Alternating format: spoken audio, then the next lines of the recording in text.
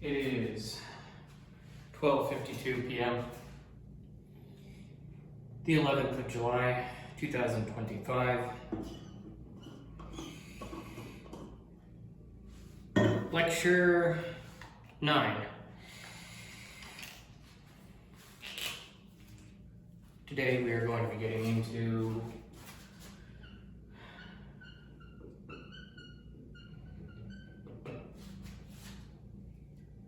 early modern analysis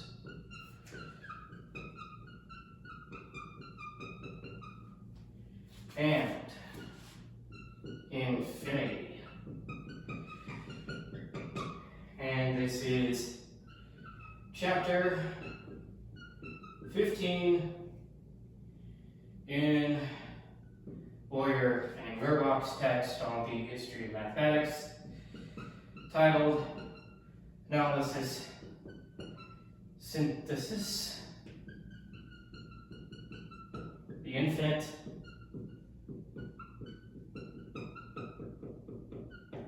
and Numbers. Check the camera, see if that shows up all right. Shows up well enough. Yeah. Okay.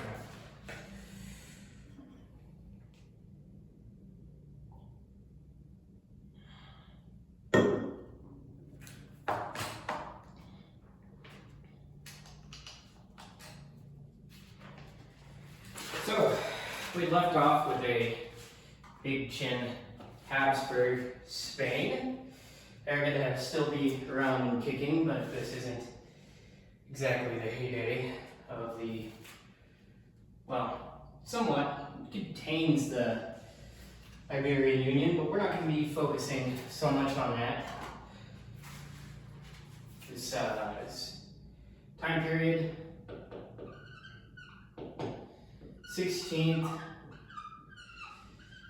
17th century Western Europe, from 1630 to 1670. Just to give you a sort of rough etching at what the world looks like, we must draw a terrible map as usual. There's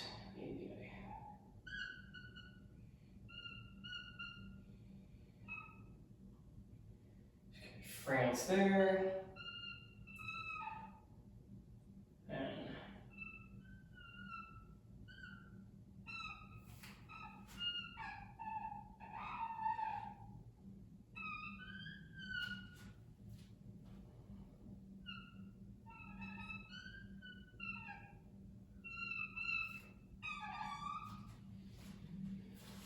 okay.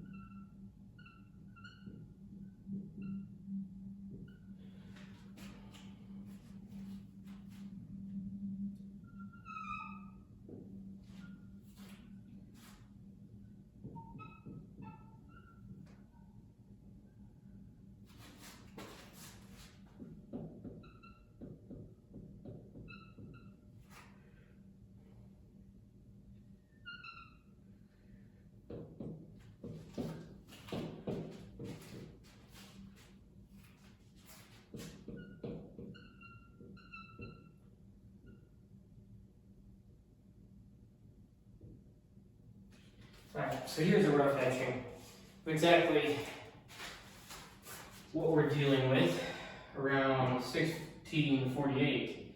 Western Europe, 17th century, Ottoman Empire still very big, Spanish Kingdom still very big.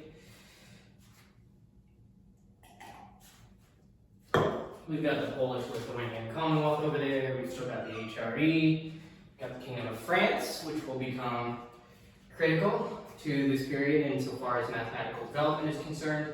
We have the Dutch Republic and the Kingdom of England over here, and those two will become very essential, as we'll see here in a moment.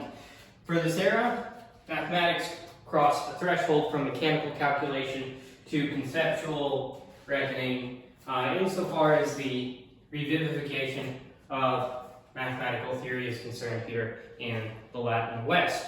The tools of Kepler and Stevin gave way to infinitesimals, analytic planes, and questions that pierced metaphysical veils. What is a curve? What is the infinite? Can a part be equal to the whole? It's an age of paradox, thresholds of men who saw the future through the infinitesimal eye. Such men in question we will get to here in a second. Try to look at the camera real quick, see if that's still rolling appropriately. There we go. Okay.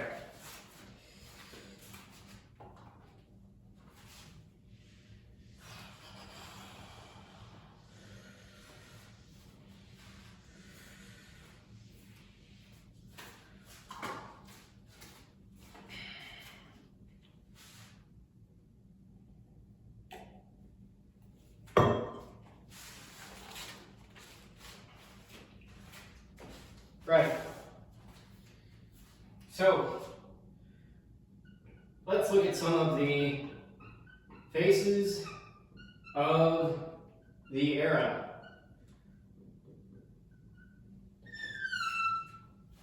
First up, of course, Galileo Galilei. His name is very fun to say as always. Live from 1564 to 1642.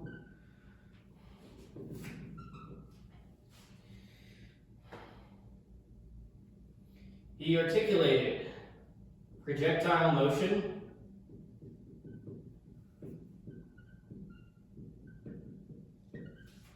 via parabolic decomposition.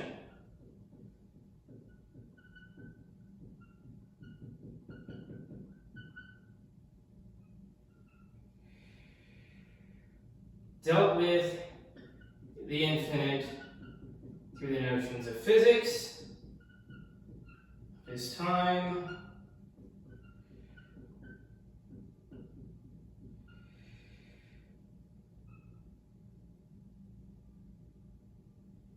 he misidentified the Cavalieri, but intuited infinitesimal higher orders.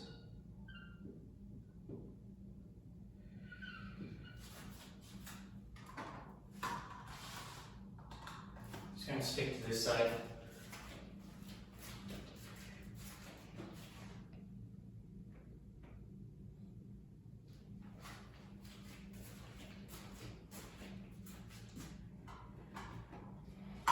That's one name.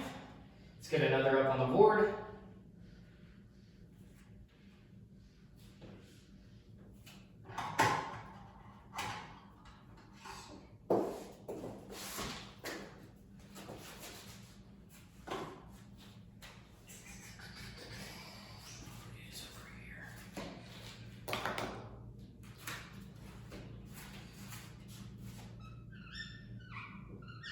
Now,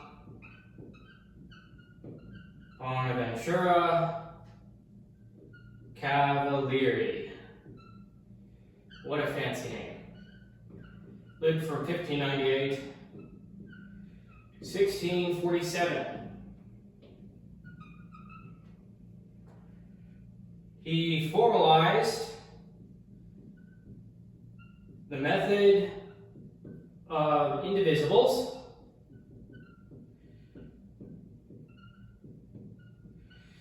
which is a sort of proto-integral reasoning.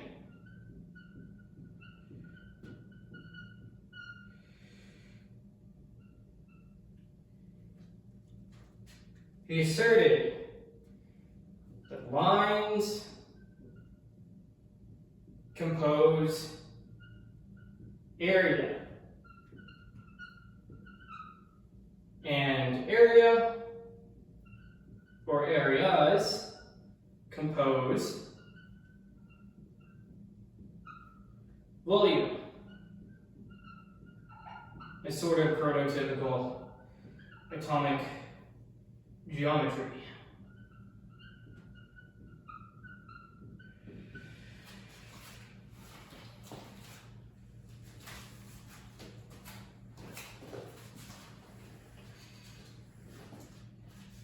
And he proposed Cavalieri's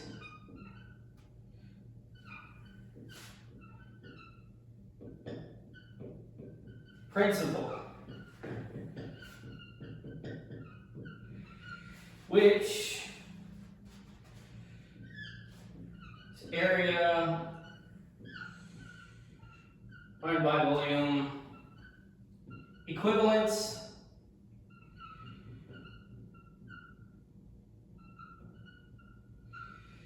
slash volume, equivalence via sections.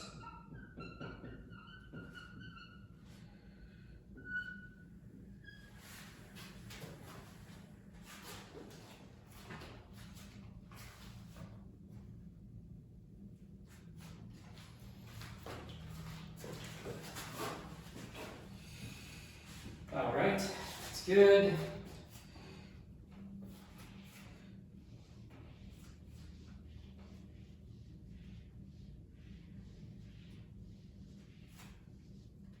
Now, next big name,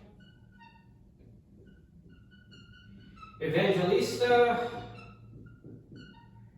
Torricelli,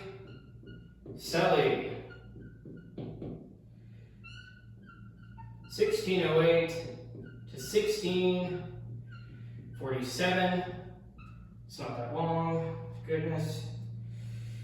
He extended Cavalieri's Indivisibles.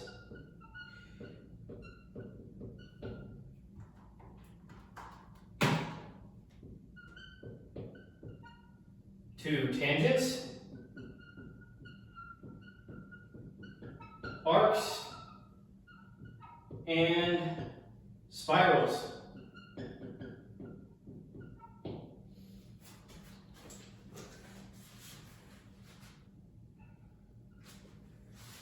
He also proved infinite area can generate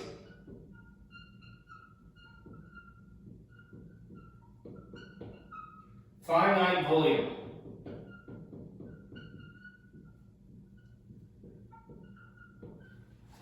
This is the famous Gabriel's horn.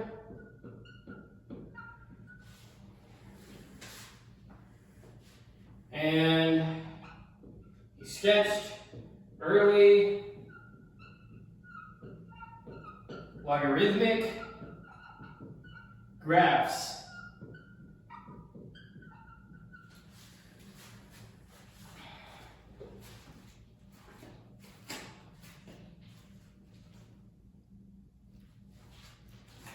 All right.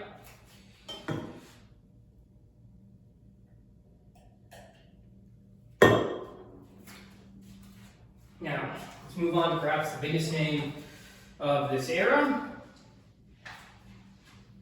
Sounds a bold thing to say whenever you're tossing a name like Galileo Galilei around. But this name is René Descartes. We were dealing with the horse in front of Descartes. Now we are dealing with Descartes. 1596, 1650. He created analytic geometry, at least in its earliest cohesive study form. Fused number with shape.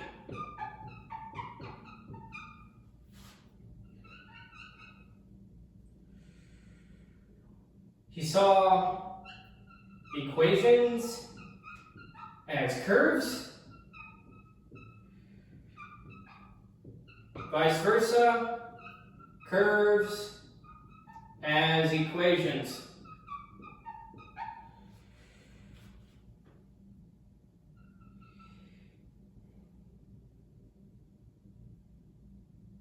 He rejected mechanical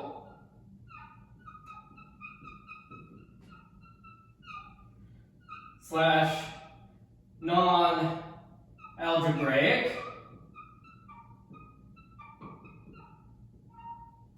curves as inexact. Let's see that in a moment.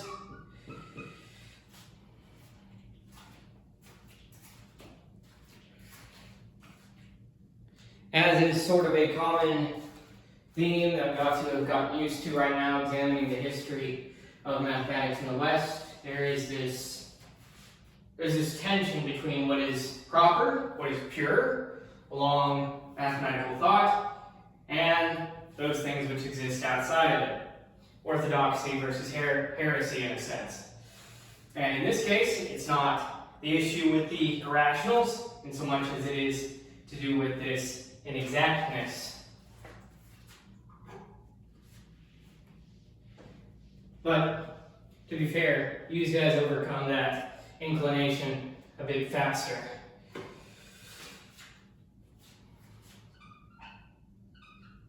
least in this mathematical case. And another big name, Pierre de Fermat, or Fermat.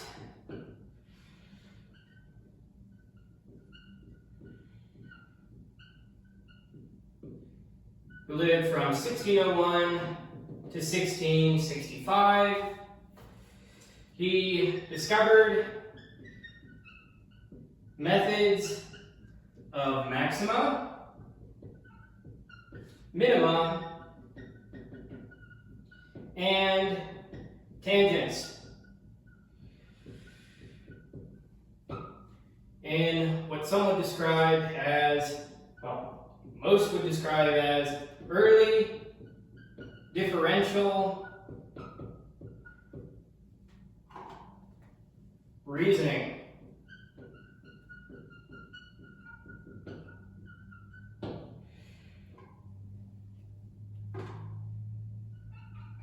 He operated through symbolic, induction, and infinite.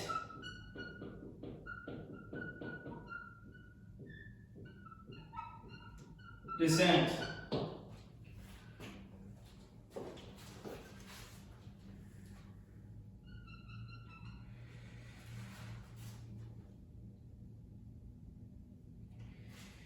He knew the fundamental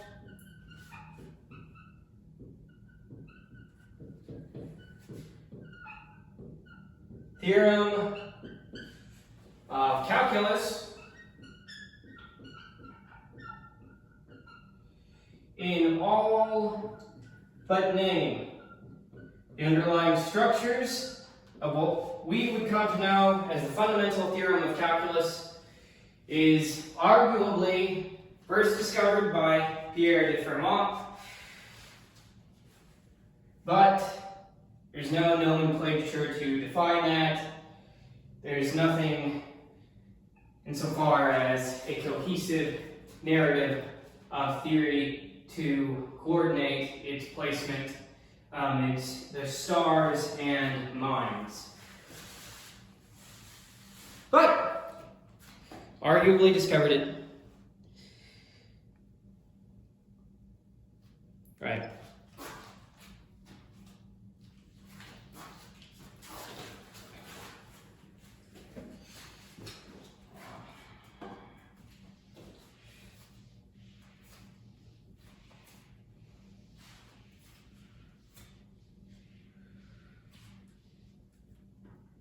Now, another name was, or Blaise, or Blase, Pascal, 1623 to 1662. Crafted the hexagon theorem, which bears his name, and the logic of infinity.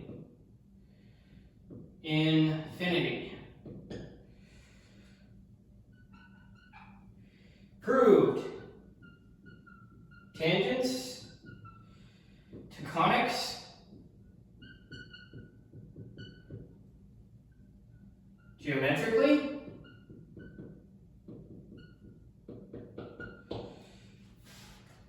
and nearly discovered integration from the cycloid. So Newton and Leibniz are knocking at the door here.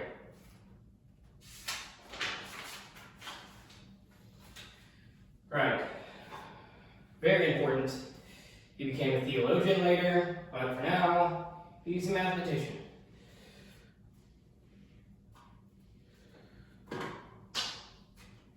In this time frame, well, for most of this thematic theme, the theme of this chapter is. And we have Christian with two A's, Huygens.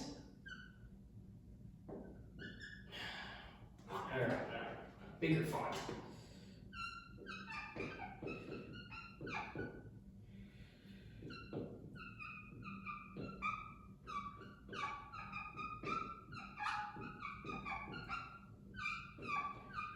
Lived from 1629 to 1695.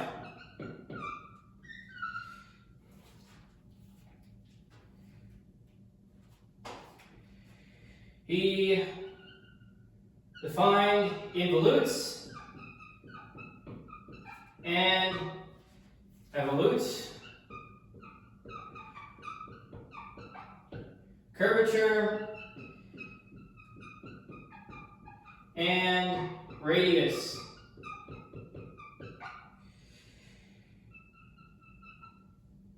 He made the cycloid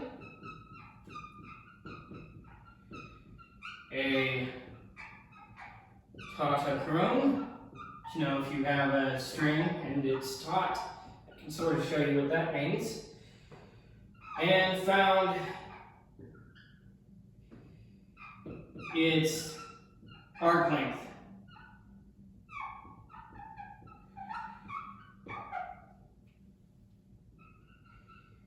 He reconciled time, geometry, and motion. Good job, Christian Huygens. So, These are just some of the basic points we're going to be looking at. Of course, these individual members did a whole lot more in their lives than what's being written on the board. Just bear with me.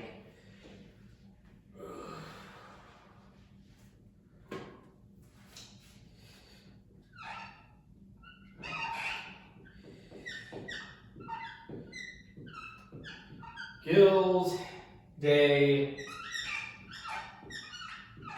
Roberval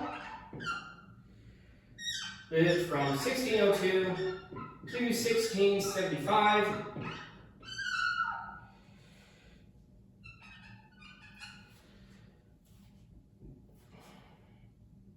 He developed a method of tangents via decomposition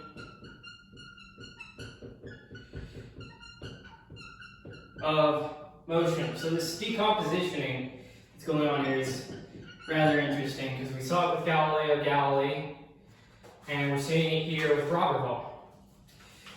So that's something to pay attention to. Galileo Galilei, projectile motion via parabolic decomposition.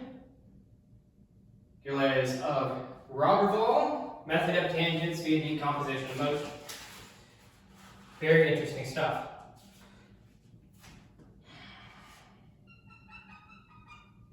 He analyzed curves like the cycloid without those all too handy Cartesian algebraic coordinates.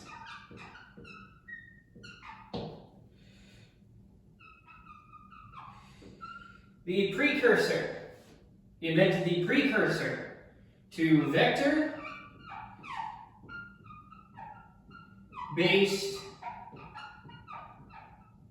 reasoning in kinematics and geometry.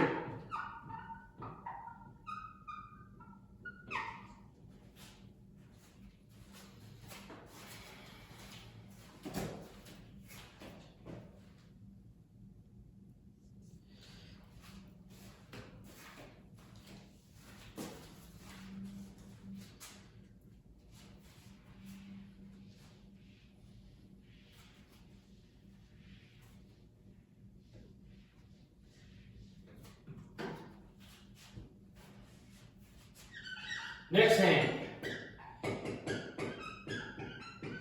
Philippe de la Hire,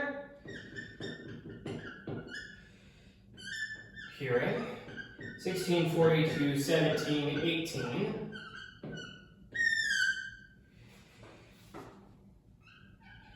He extended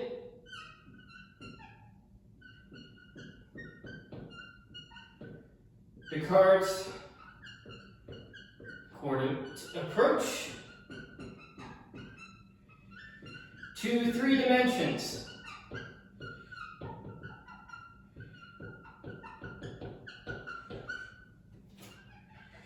He constructed surfaces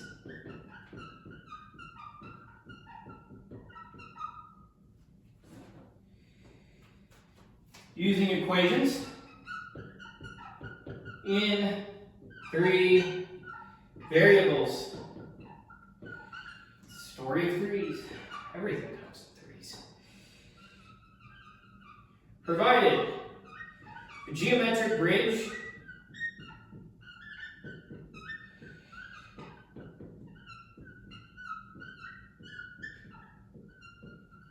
from conics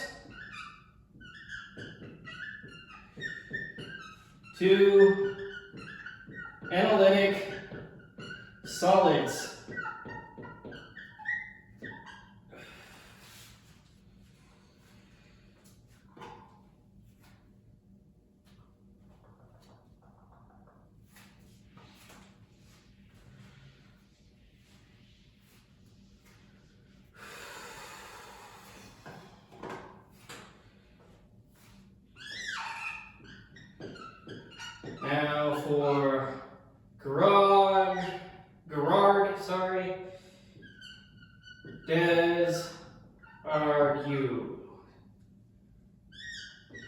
1591, 1661.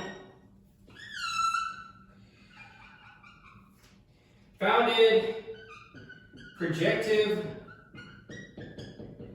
geometry.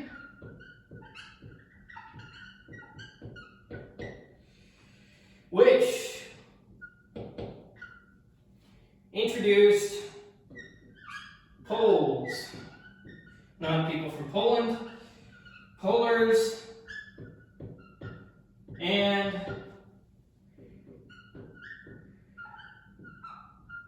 perspectivity in a more rigorous way than the theory of perspectives did for perspectivity.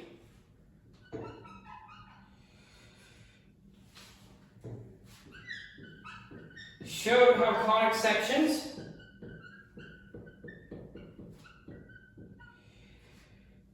can be unified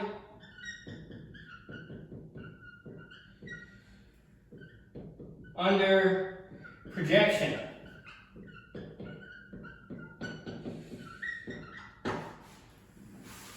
Non-psychological projection, that's a bit unhealthy, taken too far. With shapes, it's a bit more fine. These ideas were rediscovered and canonized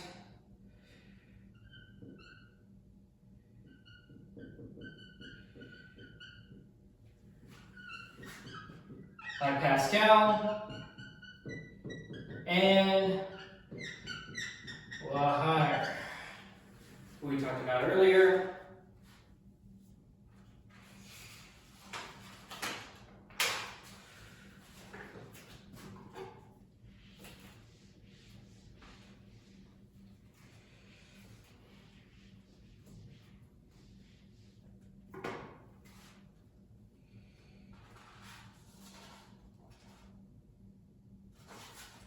Now, there is, this thing's wearing out.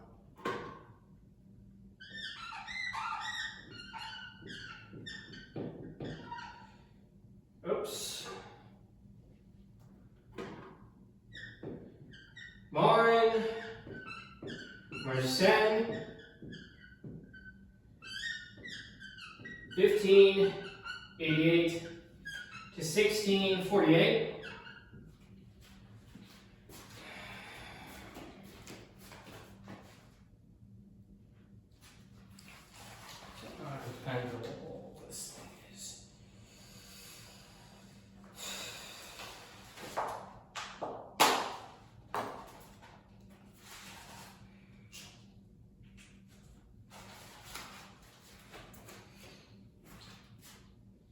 That's better.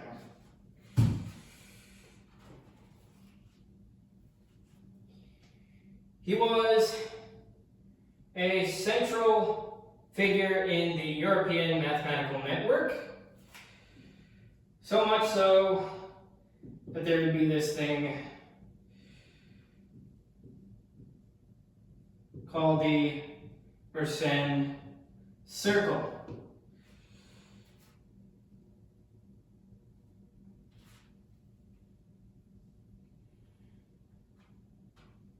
He facilitated correspondence between Descartes.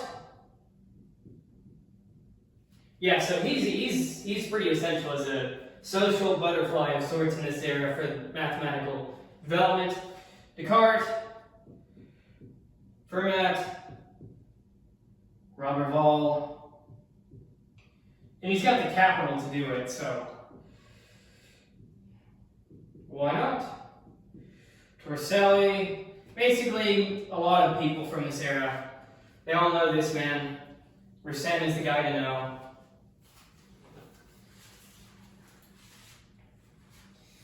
And one of the ways that he did that is through challenges. He issued mathematical challenges, which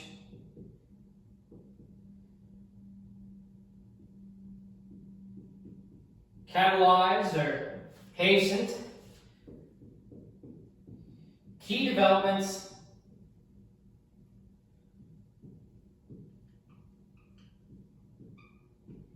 in tangents and quadrature.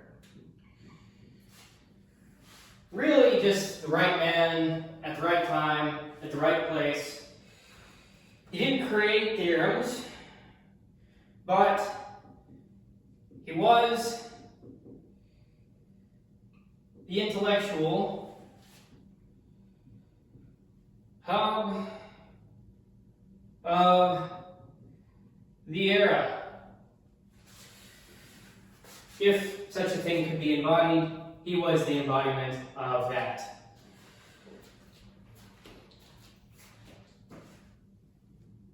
That shows up much better.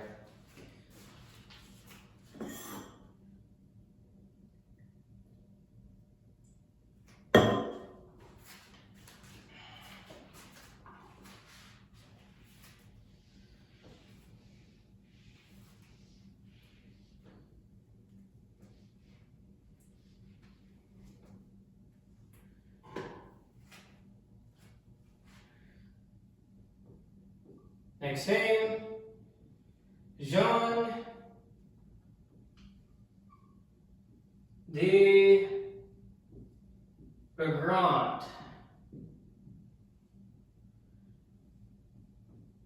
1548 to 1640.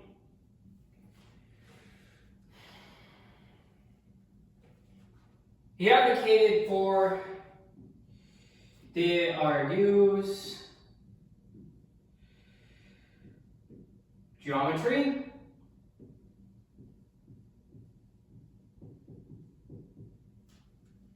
he was one of its earliest public defenders,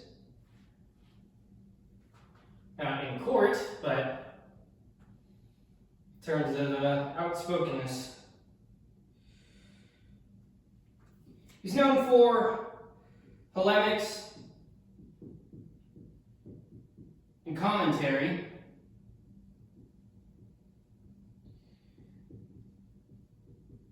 Than for any sort of original theory, but that sort of thing is valuable as well, as we saw with Fermat.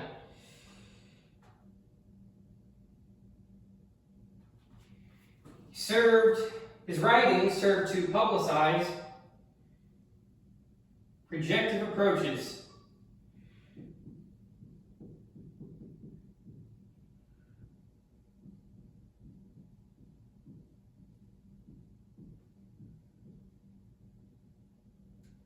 Despite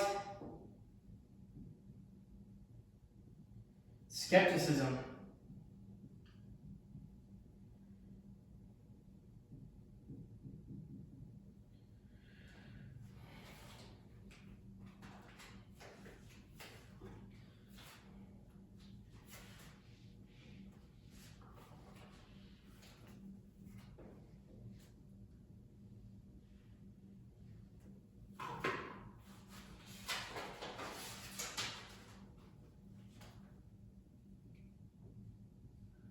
Then there is Franz von Schuten, 1615 to 1660.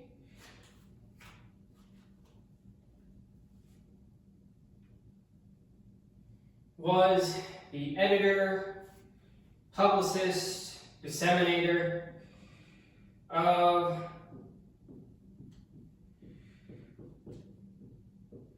Descartes' La Geometrie.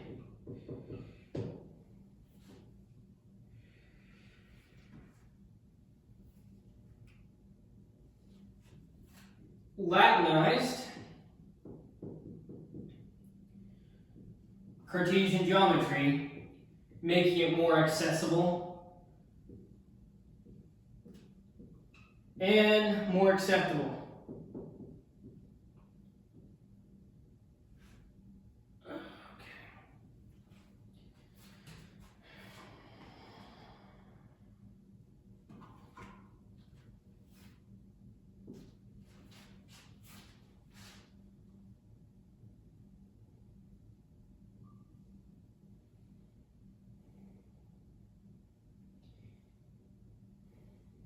He trained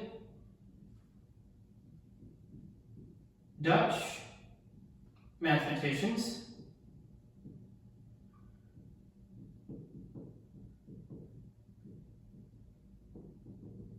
in this analytic approach.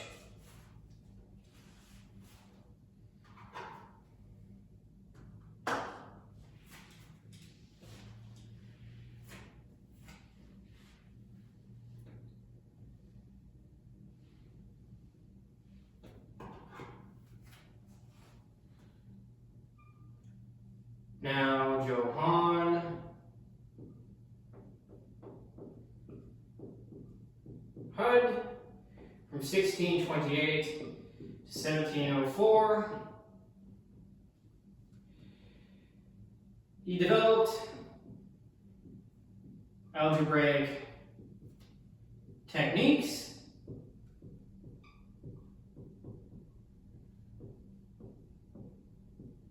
for finding maxima and minima. He independently discovered methods parallel to Fermat's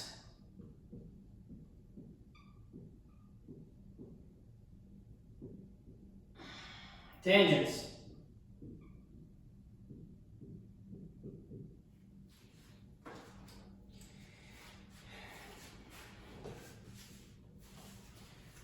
And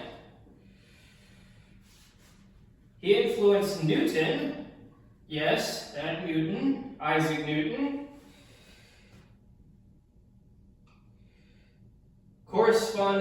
through correspondence, and algebraic manuscripts.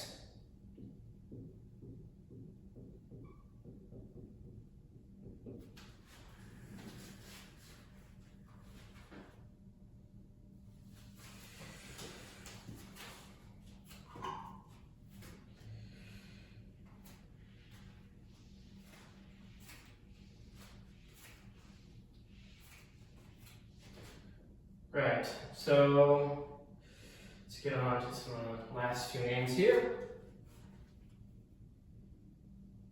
Another René Francois Deslu, and from 1622 to 1685. He created general rules for tangents.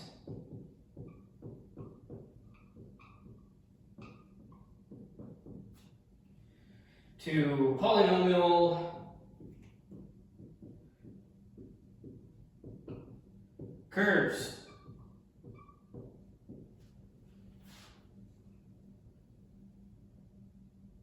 His formulas anticipated the derivative concept.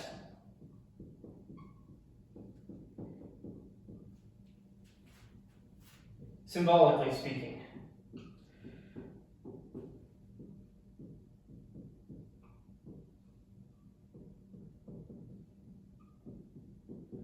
Oops.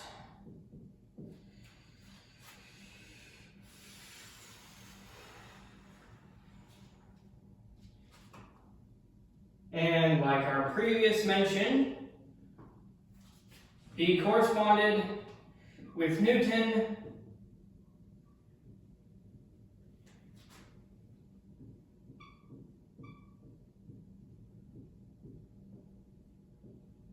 and also Newton's teacher, who we'll get into here in a moment.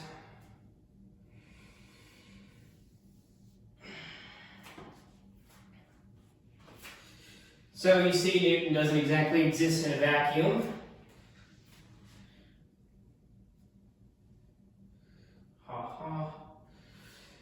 And that leads us to another Isaac. Isaac Barrow, 1630 to 1677. He was Newton's teacher.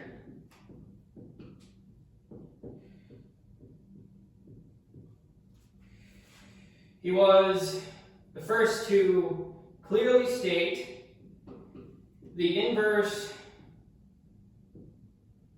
relation of differentiation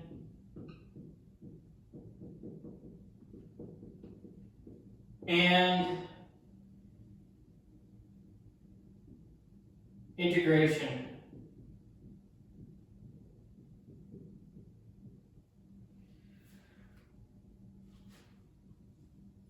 He developed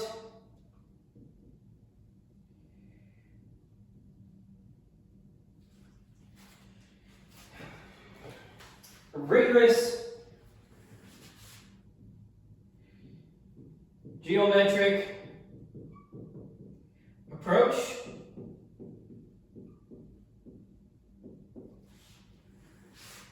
to infinitesimal methods.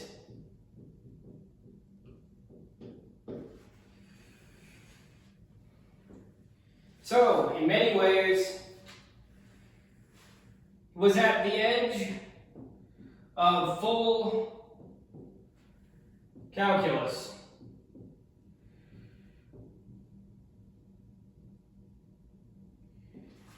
Which would be taken up and rigorously developed, as we all know, by Isaac Newton and Leibniz independently. Which kind of makes Leibniz's discovery a bit more surprising, awe-striking in comparison to Newton's, just because there's less evidence that Leibniz had this underpinning. I mean, they still have significant underpinning, but I mean, like, this is very direct. So.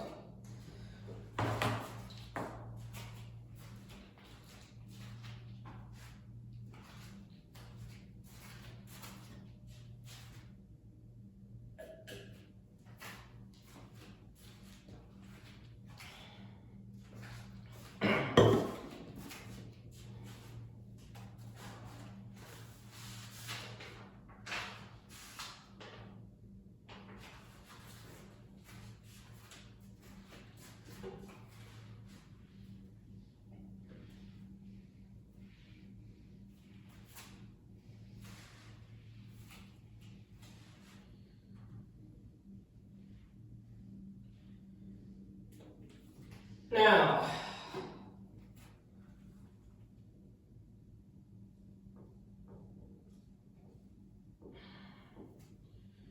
let's look at the works of this era. Oh boy. So, we'll talk about this more a bit later in the lecture, but a lot of this stuff is predominantly French, and then, well, it's Italian and French, and then it translates over to the English and the Dutch, but we have these very long titles. That's fine, it's descriptive, it's just gotta write it all. Or two, wow. Diablo. That's Sopra. I du massimi sistemi del mondo. This is roughly written in 1632. Galileo Galilei What a fun name. Framed dynamics through geometric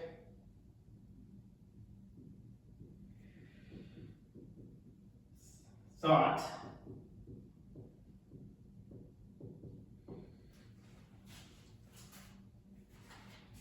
And it did this via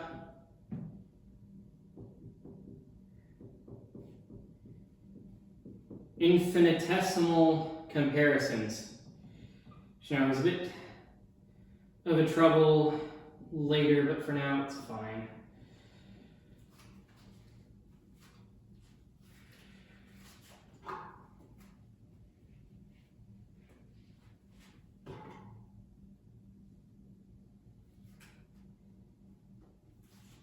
Argued for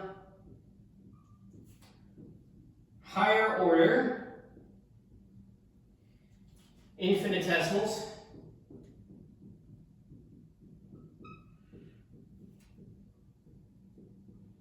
in projectile motion.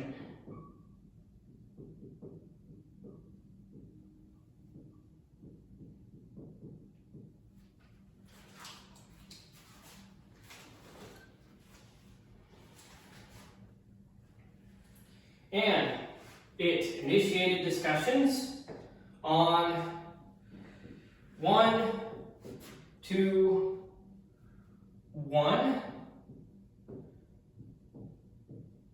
early bijectivity in a way, correspondences in infinite sets. Well, really, it's like sort of a set theory looking thing, isn't it?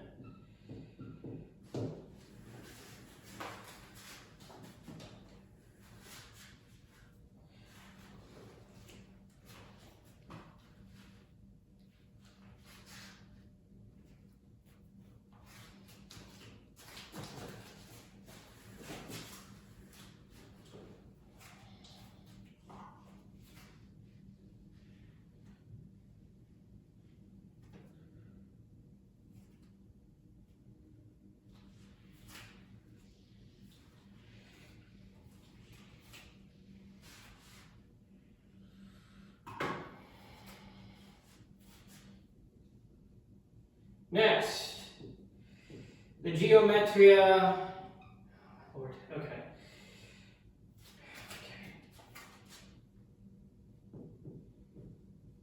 Indivisibilibus.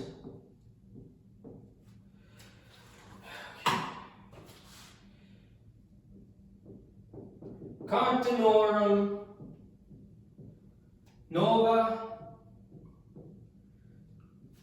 quadrum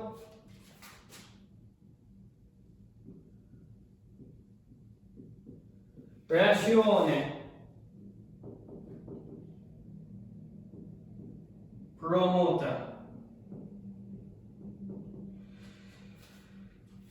Published roughly 1635 by Bonaventura, Bonaventura, Cavalieri. Developed a method of indivisibles,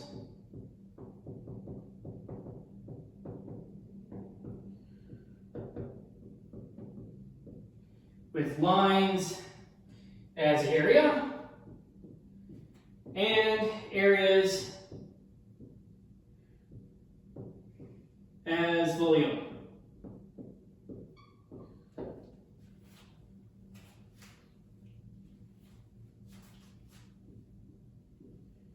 Proposed.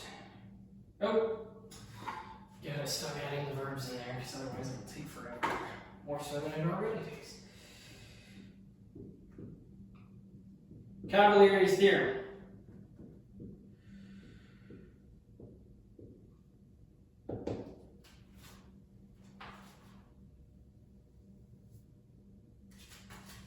which roughly states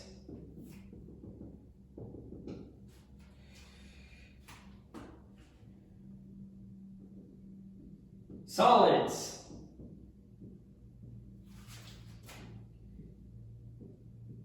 with equal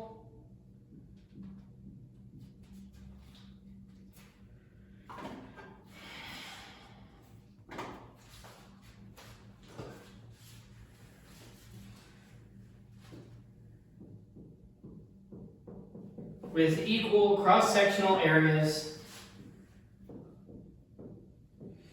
have equal volumes.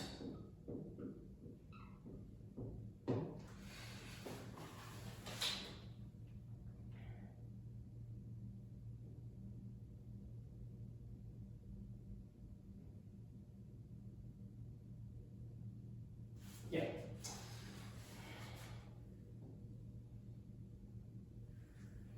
Prefigured integral formulas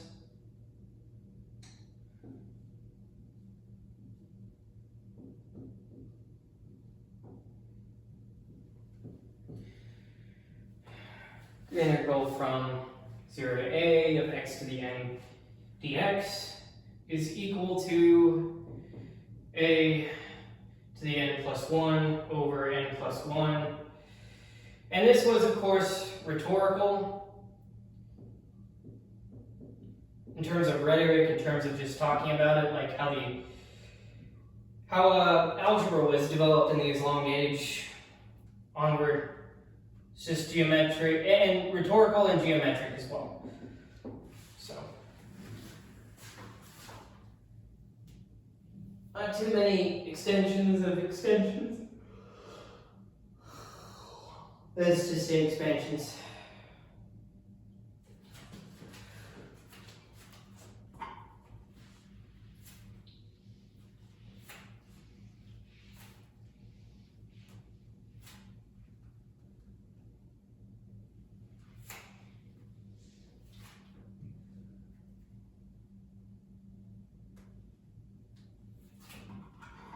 All right. Thank you, Torricelli. Di dimensione parabole.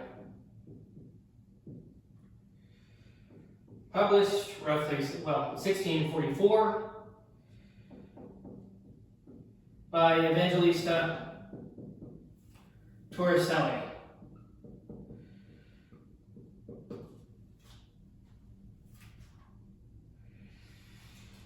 It applied indivisibles to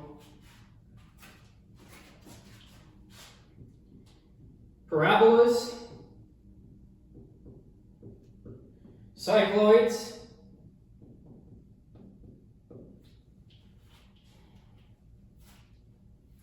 and tangents.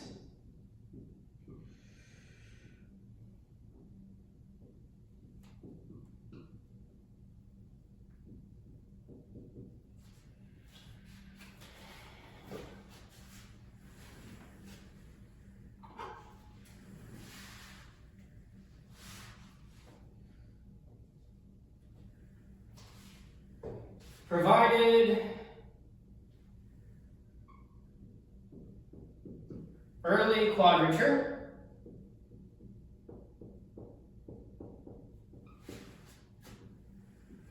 of the cycloid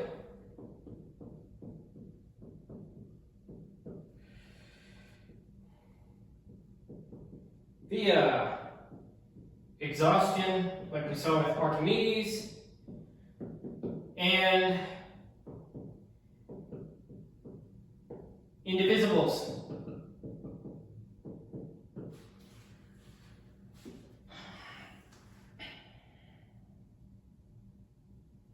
Yeah, and this is the book, this is the work that demonstrated finite volume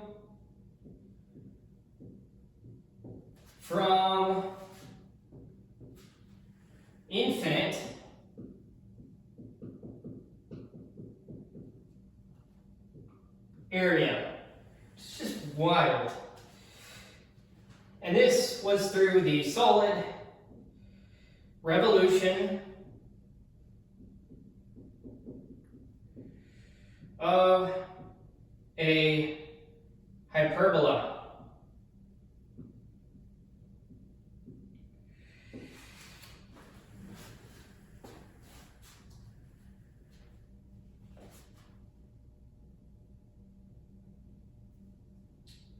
Very cool stuff.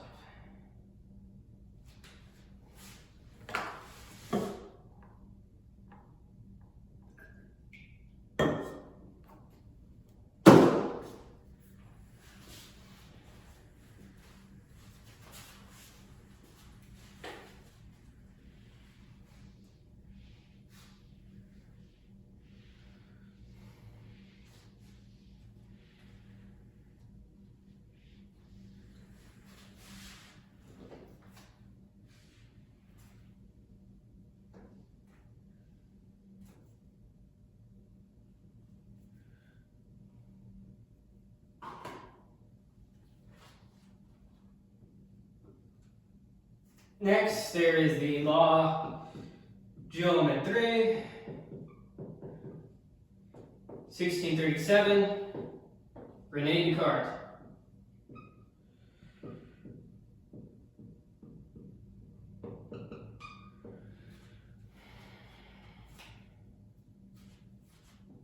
This was the first which we really see analytic geometry, as it would later be called. Or was it called while he was still alive? I can't remember. Which fused, I think so, algebra and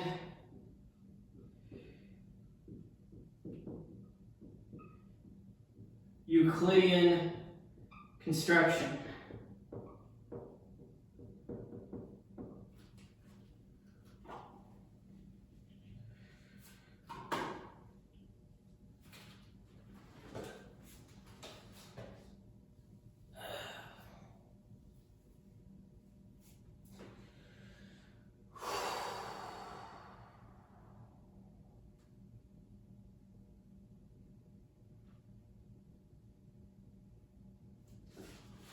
This one, La Géométrie, is what Descartes introduces coordinate-based classification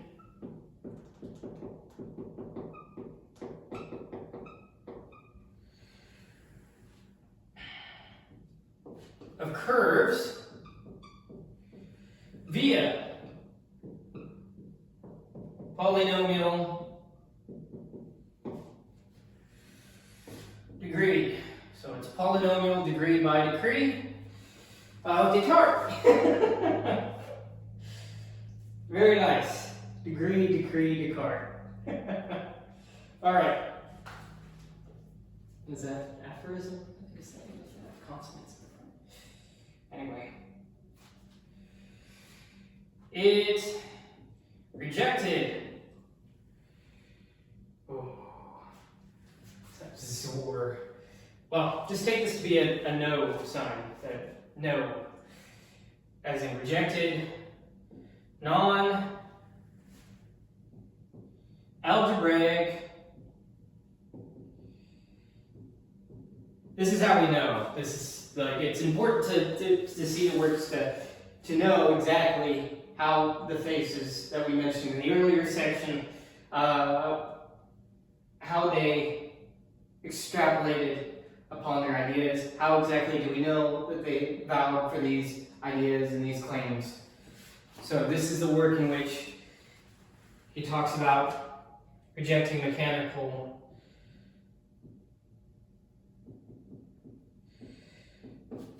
curves.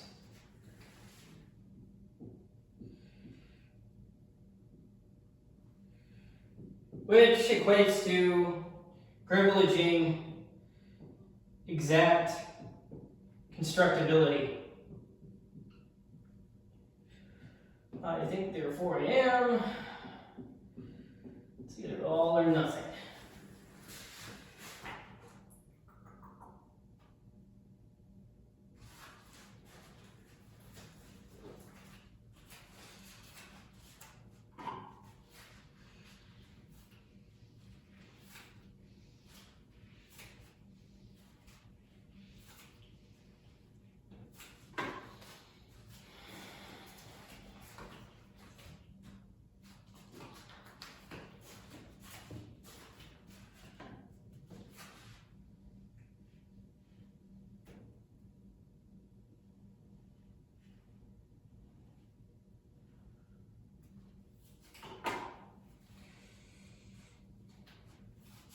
Back to another long title.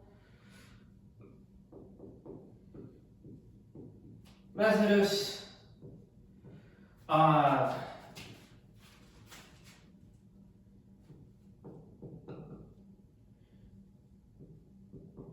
Quaestor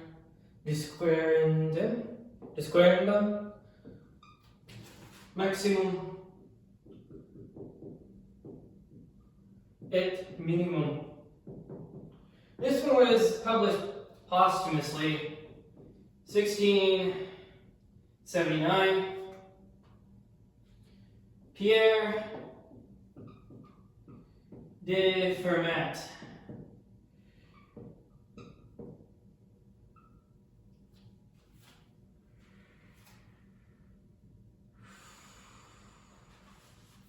In it, he used difference quotients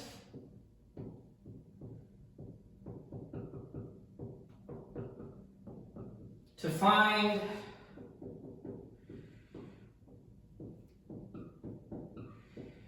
extrema and tangents. Roughly, an early differential, not too roughly, method.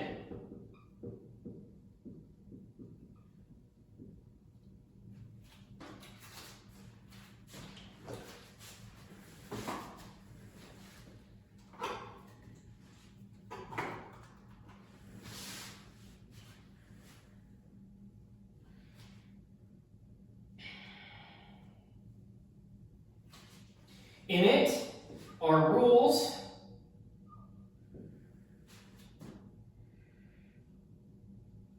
equivalent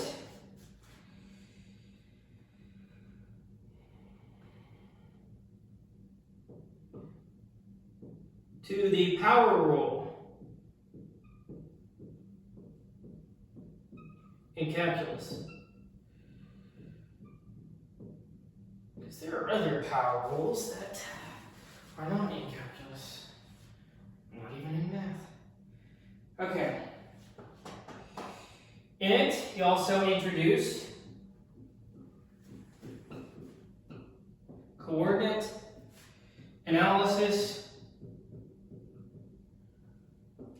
of loci and symbolic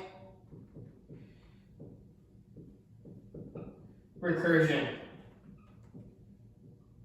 / infinite descent. Kind of like Dante's Inferno, but I mean, Dante's Inferno has a bottom rung. Infinite descent, that doesn't sound very good, but this context is fine. Better than fine, it's cool.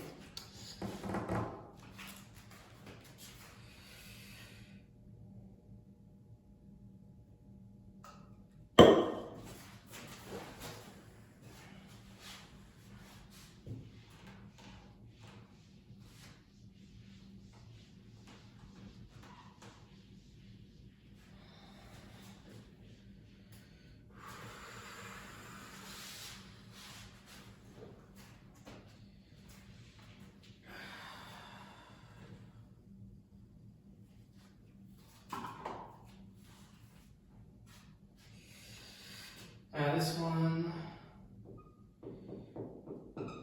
Lettres de d'Etonville.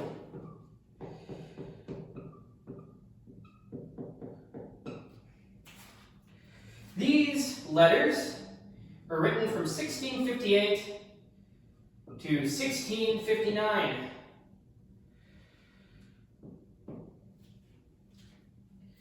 And let's just get a 2-for-1 deal here with the traité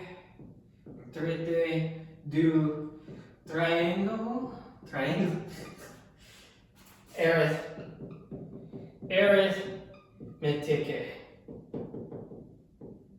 Good. This one was published roughly 1665 by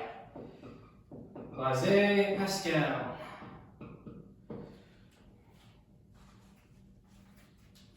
Solved. Arc length, area, center of gravity, problems for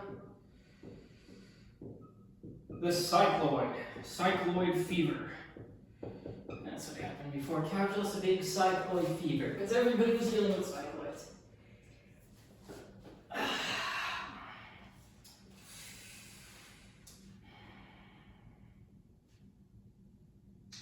Formalized binomial expansions and recursive triangle logic.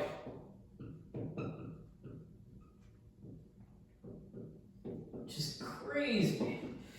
You get down to rules and then you extrapolate upon those rules.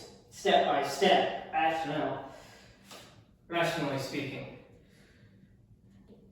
Amazing. And it unified combinatorics and geometry. Big deal. Under principles of symmetry and infinity and beyond. There we go. Good job, Pascal.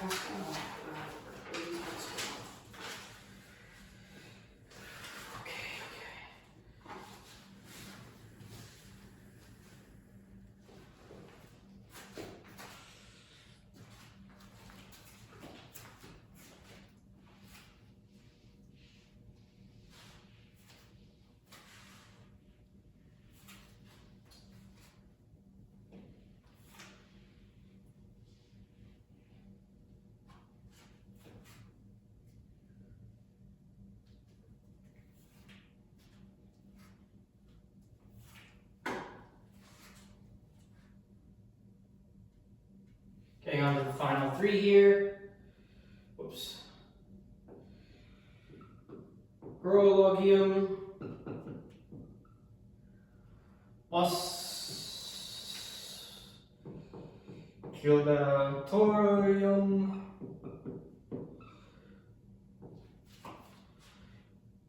(1673). Christian Huygens.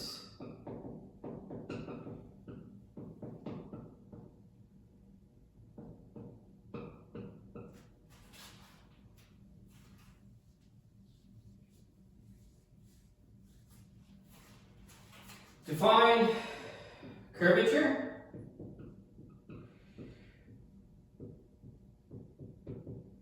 radius of curvature,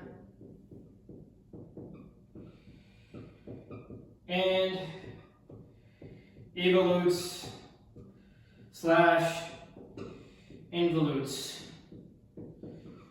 So I think I'll get into defining more clearly later. Now just accept those terms. I have to deal with wrapping and well, just curvature, just encapsulate that as a big, meaningful thing for now.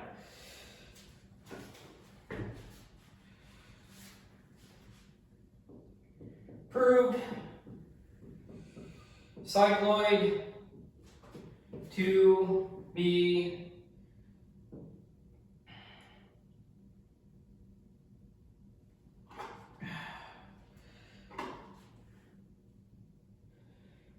he proved the cycloid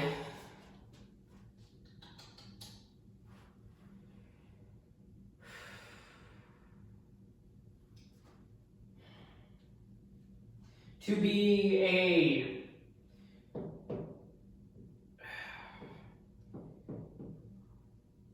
I was trying to think in sets, like if you took a set of tautochromes, but let's just say this. He proved the cycloid to be a rough equivalent to a tautochrome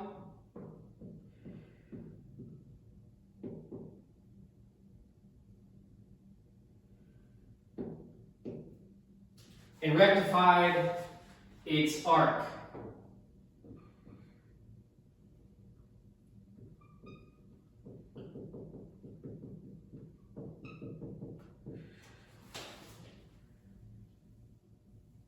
What is a tautochrome? It's not roughly, but it is equivalent to a tautochrome. Any tautochrome, I don't know. Okay. Anyhow.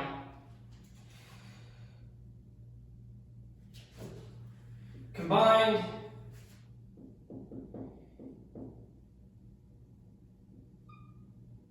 infinitesimal reasoning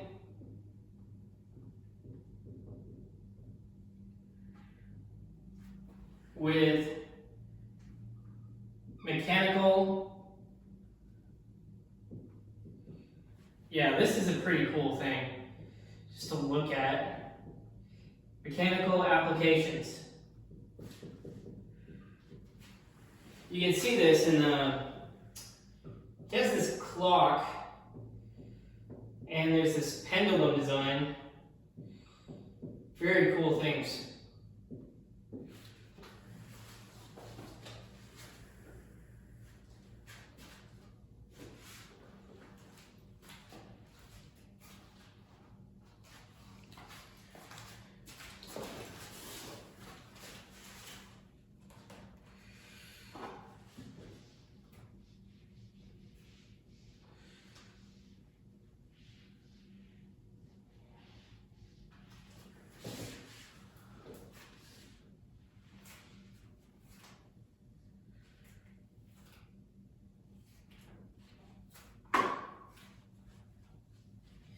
Well, this is going to be fun to say.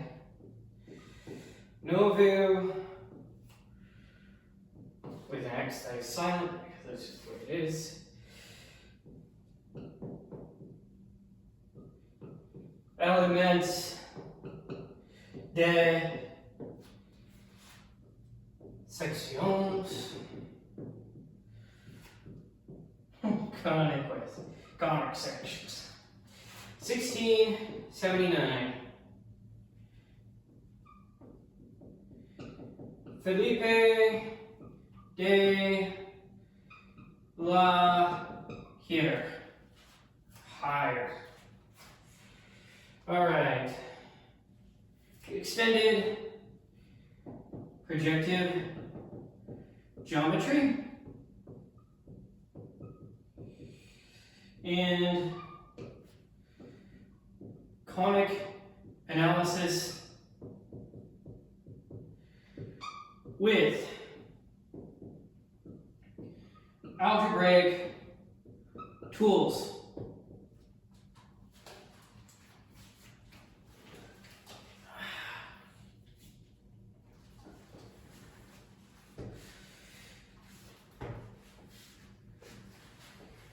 Introduced one of the first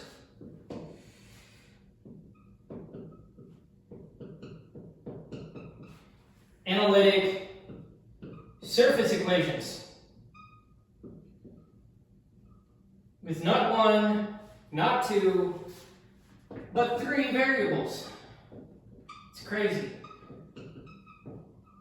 And what's crazier than three? 4. Okay. And then to bridge classical conic theory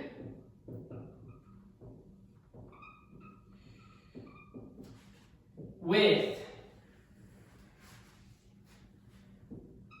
methods of coordinate geometry.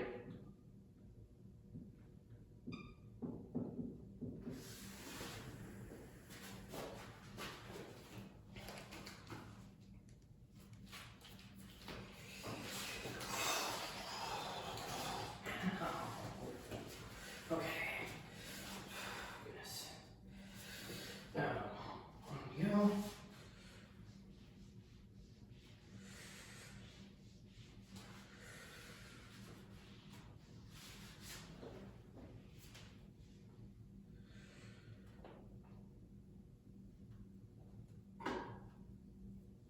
On to the last one.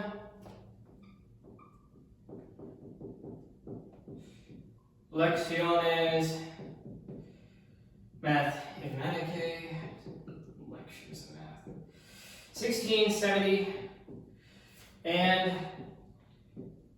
geometrical lectures,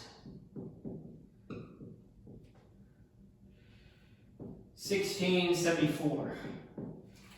These are both by Isaac Newton's teacher, Isaac Barrow.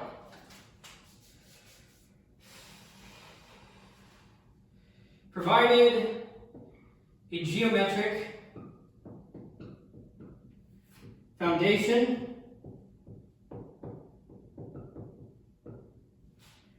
for calculus.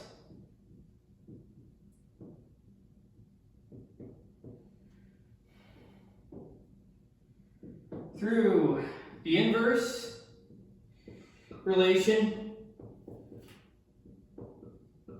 of integration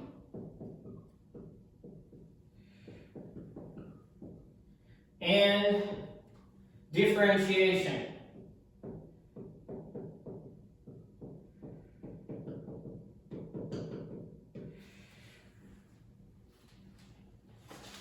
Developed rigorous tangent and area constructions without the use of a limit.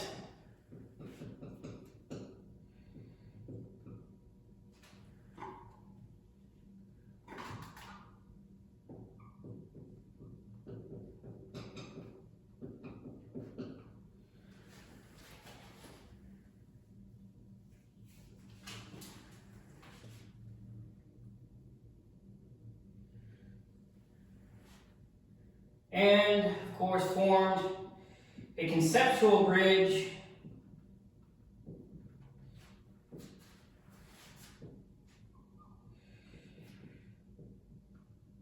from calculus, well, from geometry, we'll mention that first since it's what's more commonly known at the time, to calculus.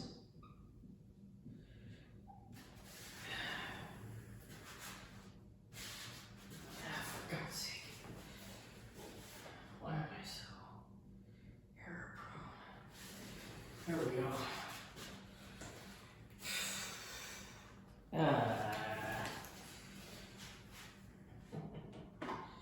It's hilarious.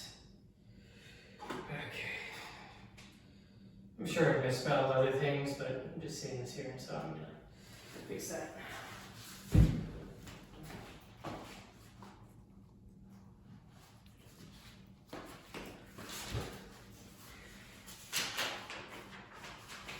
Right, so that's it for the major lists of faces and works.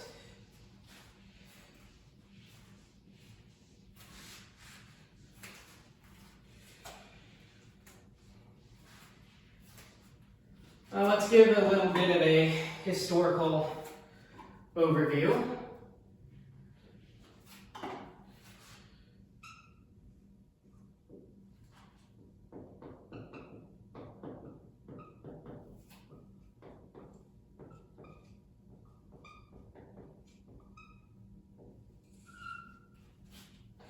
So the mid-17th century was an age of conceptual upheaval, as we could say. Tools became theory, curves became equations. Infinity became a topic not of awe, but of action. The thinkers of this era stood at the boundary between geometry and analysis, between static magnitude and dynamic form.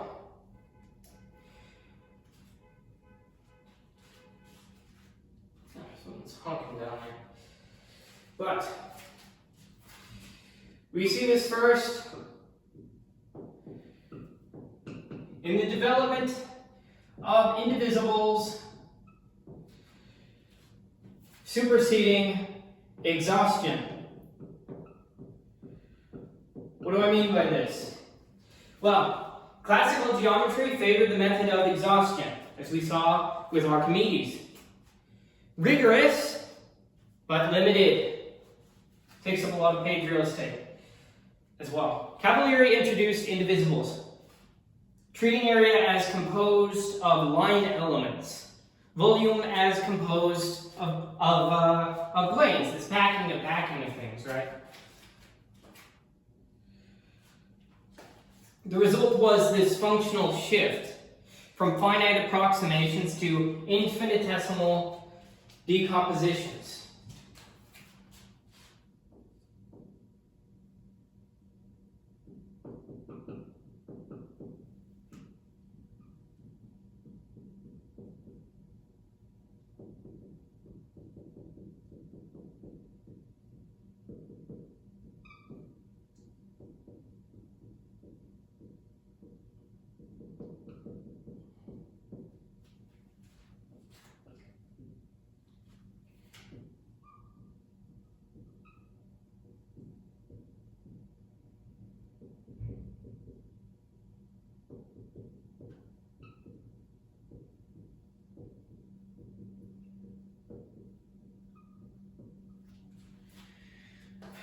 Geometry. It enters the realm of algebraic space. We've been talking about it, it's been leading up to this, and here it is. Descartes transformed curves into equations, and equations into spatial loci.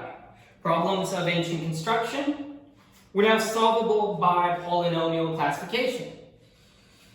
Coordinates became the grammar through which geometry spoke algebra. Descartes revolutionized geometry by treating curves as algebraic equations. Early use of coordinates was partial, mainly many diagrams and solutions avoided negative values, so that's a bit of a problem.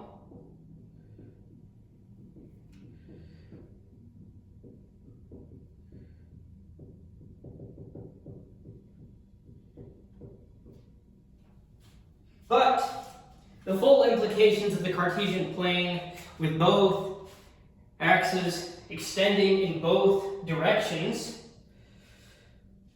it took time to manifest in practice, but it's the graphs remaining quadrant bound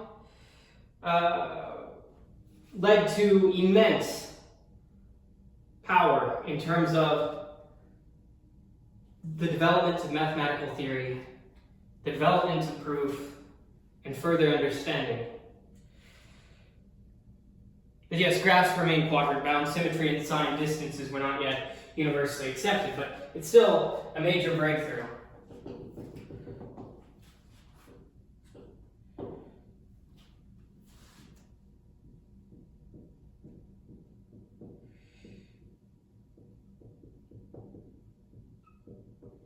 Tangent, maxima, differential.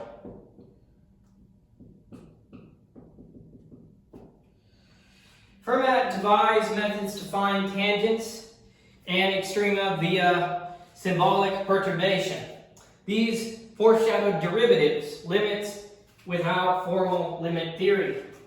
Hud and Slew added procedural rules. Tangents became calculable objects.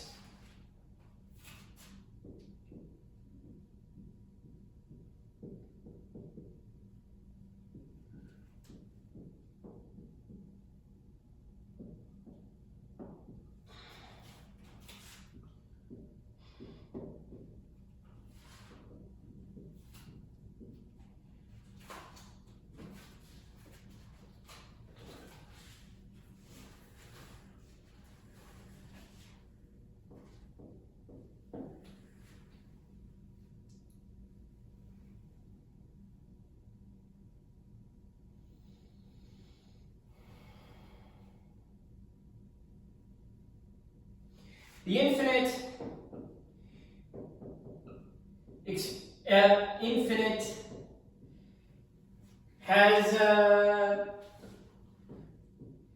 has more various interpretations.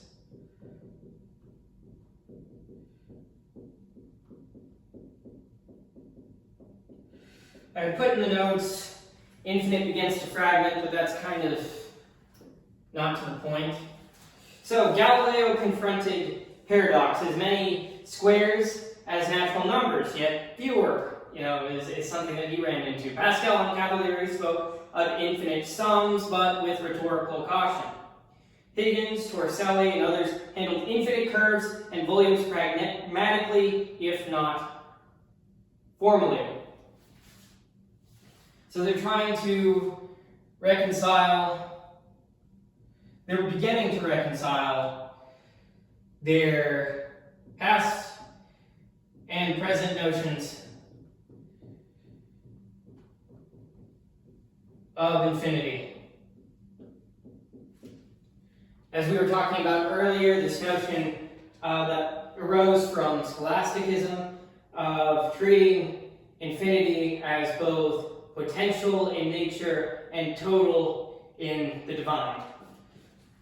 So we're dealing with that here. More specifically, more variously, like in all of those examples I mentioned.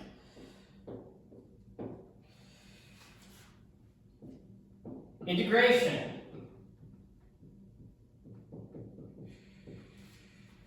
So we have cycloids, parabolas, spirals. They all invite new quadratures, right? So Torricelli used indivisibles and geometry to find volumes from infinitesimal arcs. Pascal and Fermat each touched the essence of integration, summation over continuous form.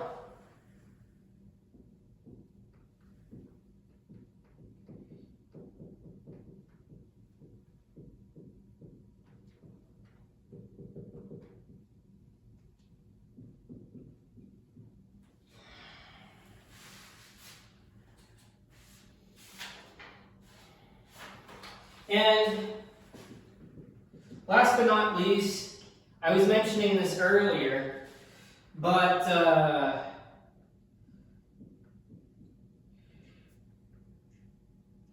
the center of math shifts more actively, more regionally in this time frame than it did in the previous ones. We have a chapter for Mesopotamia, Egypt, and the prehistoric, what's a better word? Tribal peoples that pre-agricultural, I guess civilizations that dealt with mathematics, and then we had a chapter on the Greeks, and then another chapter on the Greeks, and then we had a chapter on India and China developing parallel forms of mathematical thinking, and then we talked about the Islamic hegemony. Well, here we're seeing this torch pass within civilizational bounds, within the same civilizational constraints. It would be like if Athens passed knowledge over to Corinth, and like Athens was having problems, and so Corinth just kept on developing things. So we kind of see that with the move from France, the early 17th century belonging to France with Descartes, Pascal, and Roberval, standing as the mathematical vanguard. But by the 1670s, the French dominance wanes, Pascal dies, Roberval's methods are informalized, and Descartes' metaphysics outpaced his math. He was more interested in that. The Netherlands rose to take its place. Van Schooten published annotated editions of Descartes. Hud extended Fermat's methods. Huygens combined geometry with mechanics. And also in England, this lays the groundwork for Newton. Barrow began a geometric calculus.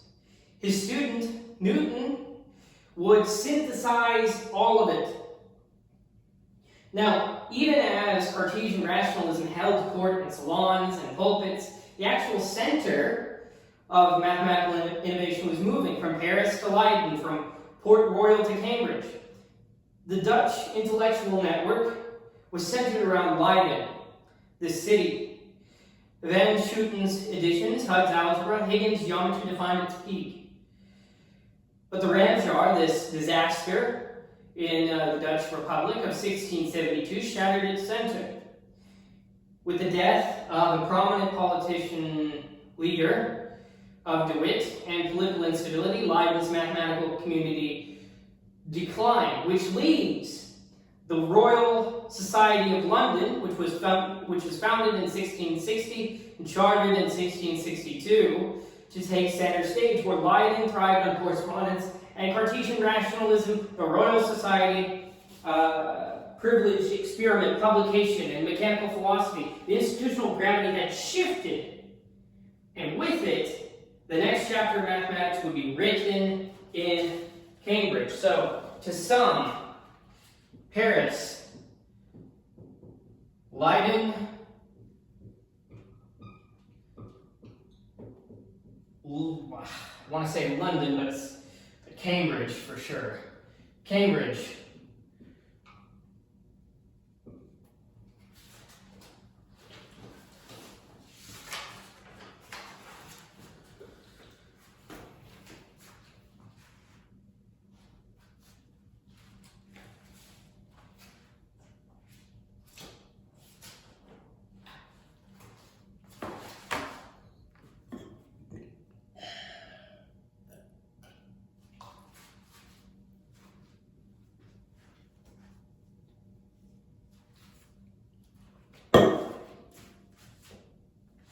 Right.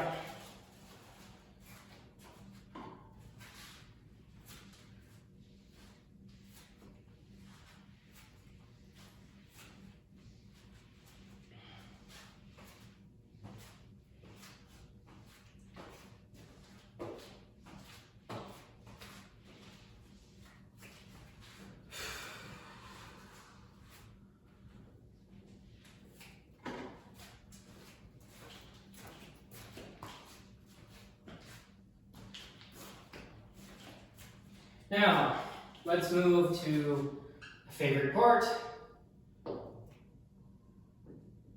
the problem solution cycle.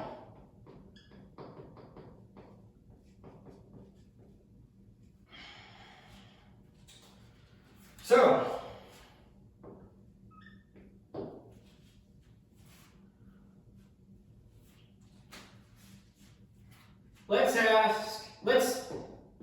let's say we're told to show how an object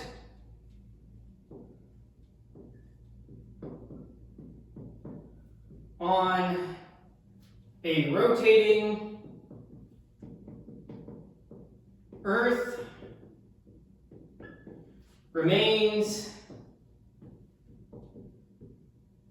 attached to the surface despite tangential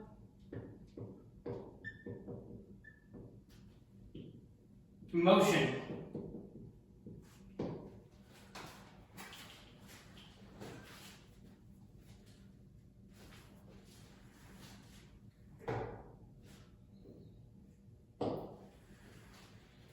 Solution.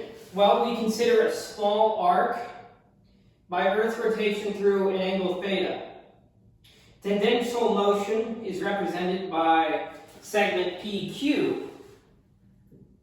So let's have ourselves an Earth, and let's get ourselves that origin point O. Let's get ourselves that angle theta. Tangential motion is represented by segment. Whoops, yes. PQ.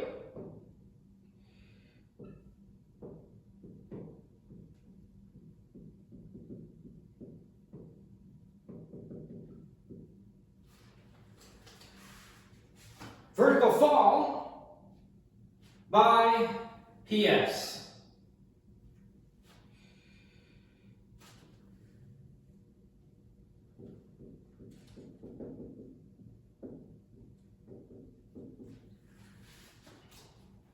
Galileo argues that PS is an infinitesimal of higher order than PQ. So, even a minuscule gravitational tendency is sufficient to retain surface contact. So, let's put that into words, more words here on the board. PS is an infinitesimal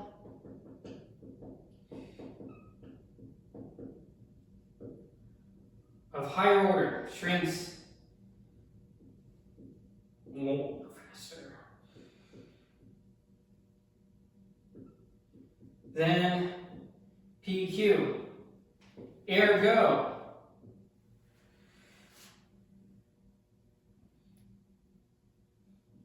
minuscule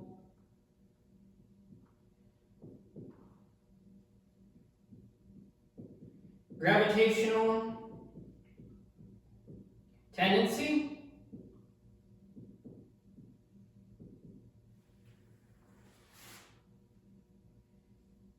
is sufficient to retain surface contact.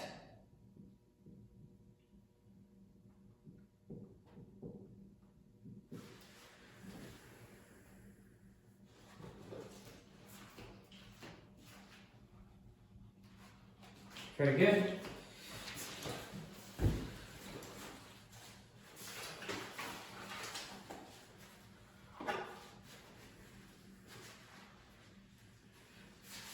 Oh, yeah. By the way, this is illustrative of Galileo's higher order infinitesimal of 1632. So you can see how we can use that historic backdrop that we had earlier to just refer to things easily. With more ease.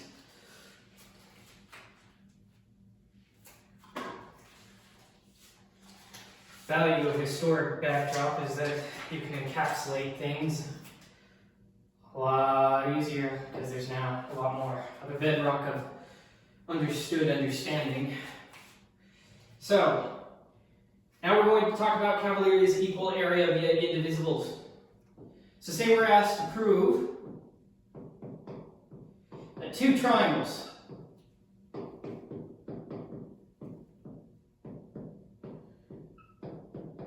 within a parallelogram are equal in area using indivisibles. Boy, does Cavalieri have a thing for you, because he's all about that.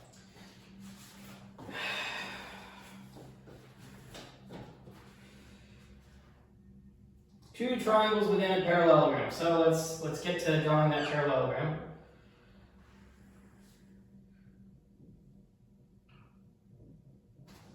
Right there. Now let's get our two triangles within that parallelogram. Now let's label these conveniently for illustrative purposes.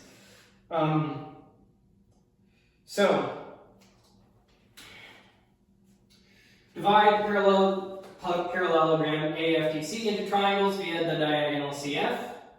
Done and done. Use horizontal line segments BM, BM, and HE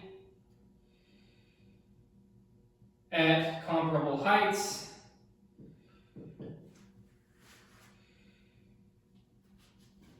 And his argument then is that the 1-to-1, 1-to-1 correspondence of line segments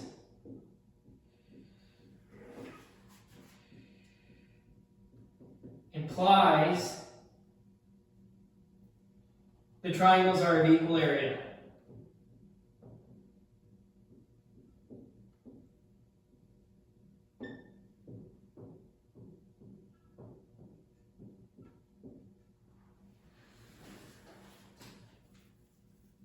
So that is from Cavalieri.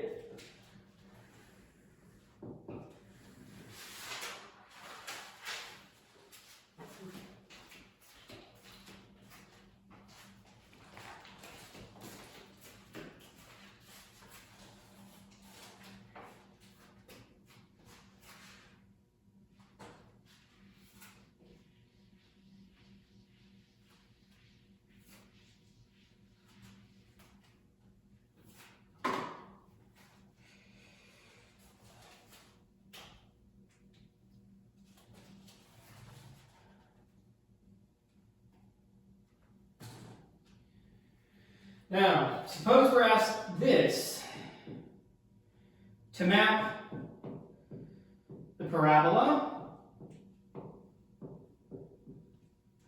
x squared equal to ay onto an Archimedean spiral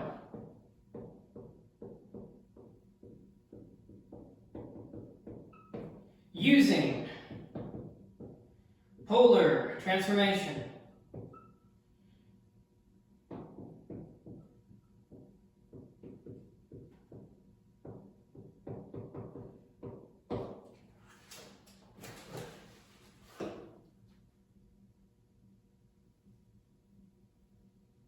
So,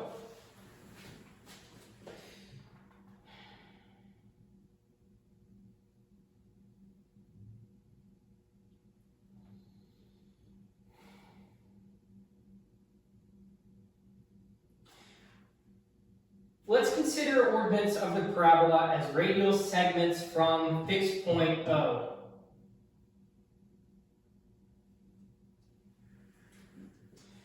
Now, we want to twist the curve into spiral form.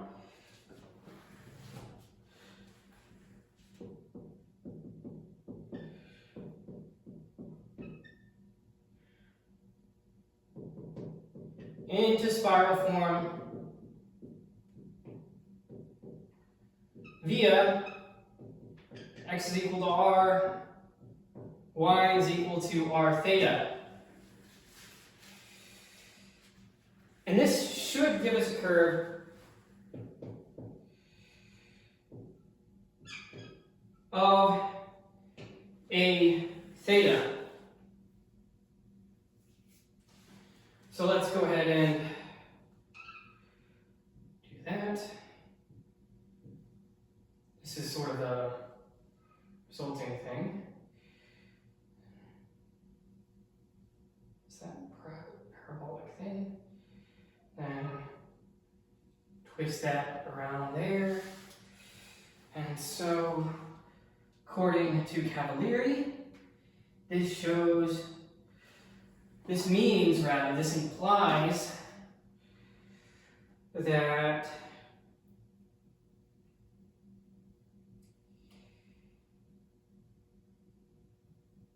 equivalence of area, this implies that the area here,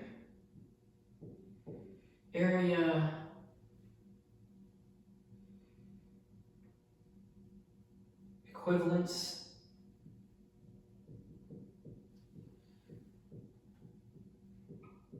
via polar geometry.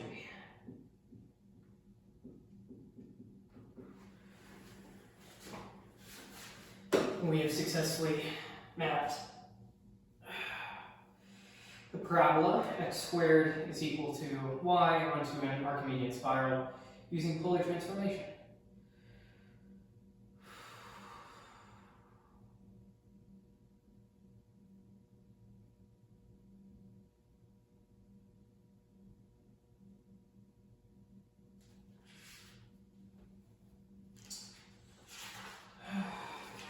More could be said on that.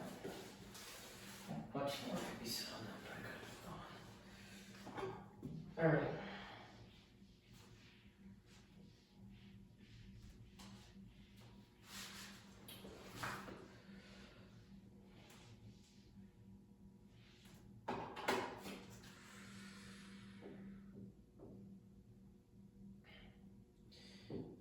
Say we're asked to solve z squared is equal to az plus b squared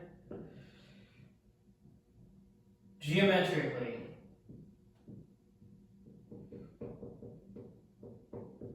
E.g., well, i.e., without algebra.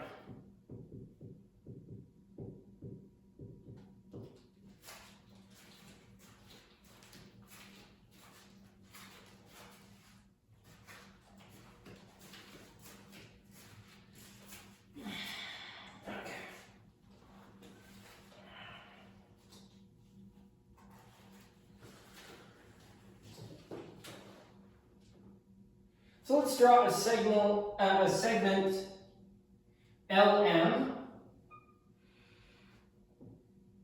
I'm just going to use algebraic notation because that's easier to demonstrate rather than rhetoric for pedagogy's sake. So LM is equal to B. Now construct a perpendicular NL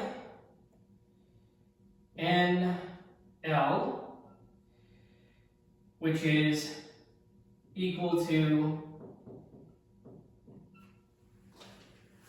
A divided by 2. Form a circle centered on N with radius A over 2. Ooh, that's not good. Okay.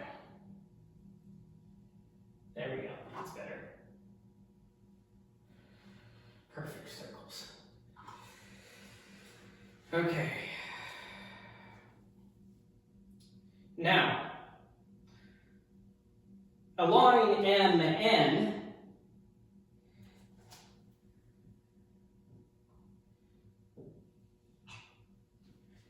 intersects the point intersects the circle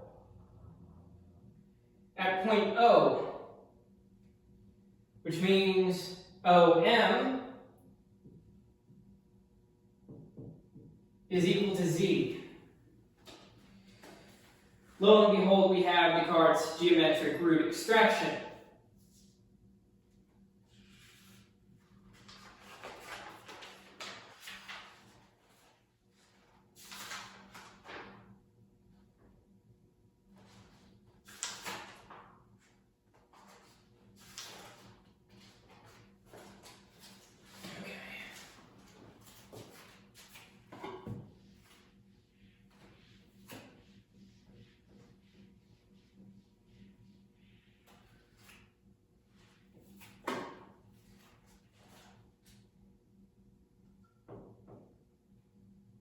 Now, suppose we're asked to derive a cubic locus from 5 lines.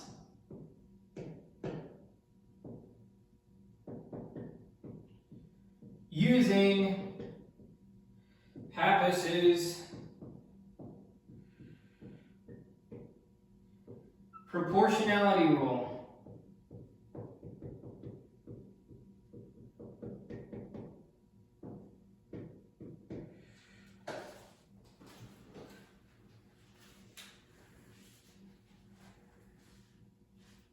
Well, let's take 4 vertical lines, evenly spaced.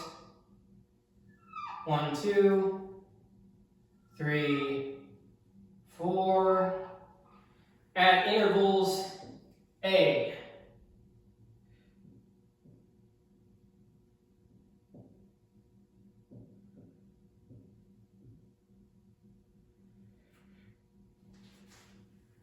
plus one horizontal line.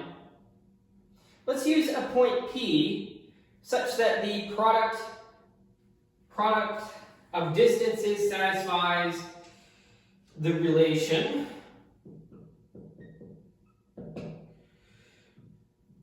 a plus x times a minus x times 2a minus x is equal to axy.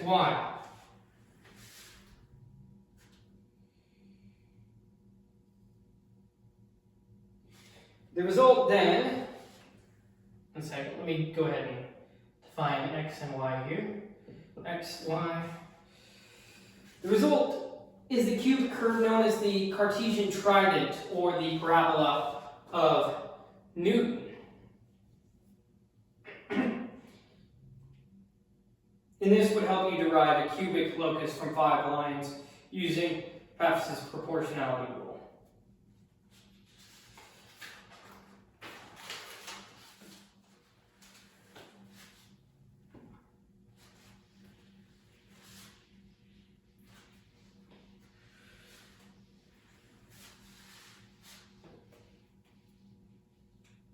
Oh my gosh, I can do all that sitting down. That's pretty nice. But I've got to stand up to write, up here anyway. So, let's say you're asked to rectify the arc of a logarithmic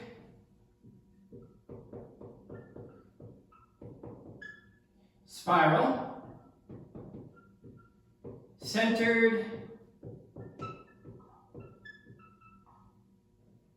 whoopsies, we're not given the detail upon which it is centered, but logarithmic spiral using elementary geometry. Elementary. My dear Watson.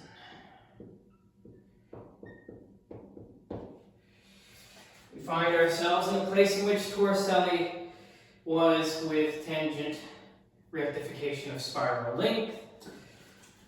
And here's one of the things that he stumbled upon, came up with, rather. So let's construct a logarithmic spiral centered on O.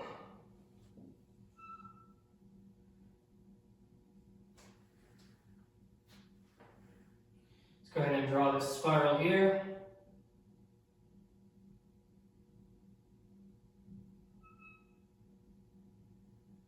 Oh boy, here we go.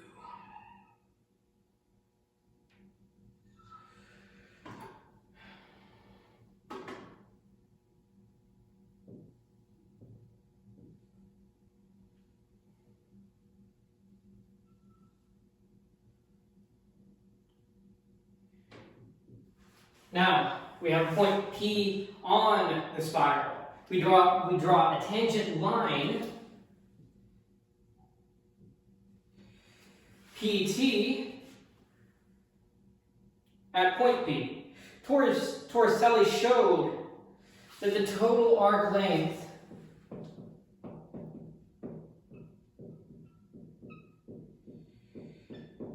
from theta equals 0 to P equals the segment, the fixed segment, it's important, PT. This marks one of the first exact rectifications of a transcendental curve, rectifying the logarithmic spiral succinctly. Good job, Torricelli.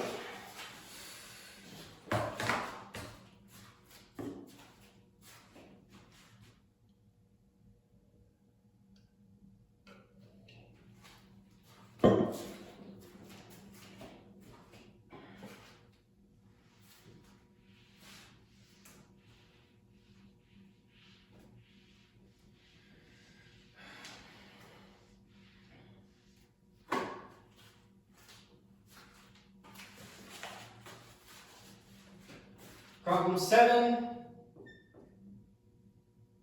Suppose we're asked to find the tangent to a curve y is equal to f of x without using calculus.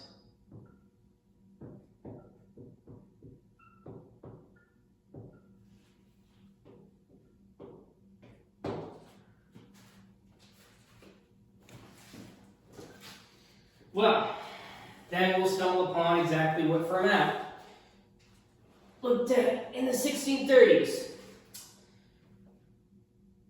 So let's choose a point P on the curve, a nearby point P prime at x plus e. So let's go ahead and draw a curve here, get our triangle here.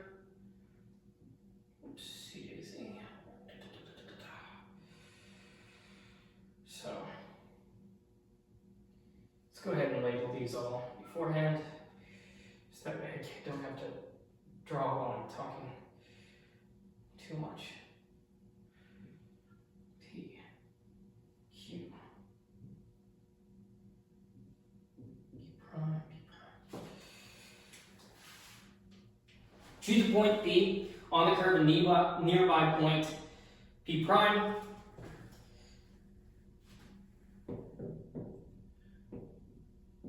P prime at x plus e. Compute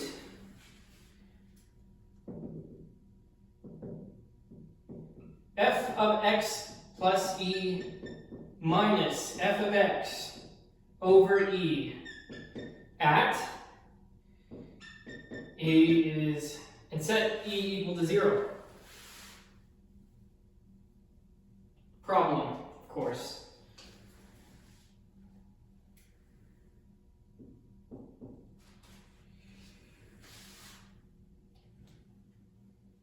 Well, if you just put it that way. Subtangent TQ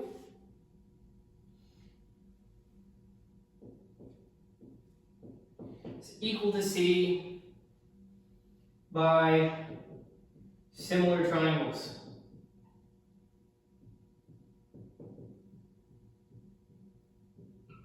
So it's not quite there, but it anticipates the derivative of by analyzing limiting slopes. So you can sort of see it's closing in on the thing.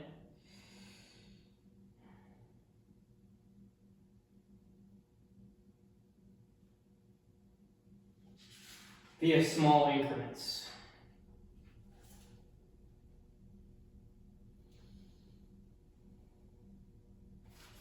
Yeah, and suppose this is equal to a point AB, then you'd have AC is equal to F plus E, C plus E.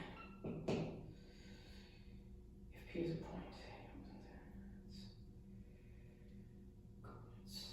neighboring point with x minus E makes x minus A plus E, y is equal to f of A plus E will lie so close to the tangent that one can think of it as approximately on the tangent as well as on the curve. If therefore the subtangent at the point P is TQ,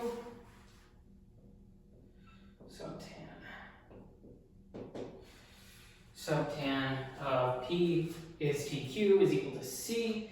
The triangles TPQ,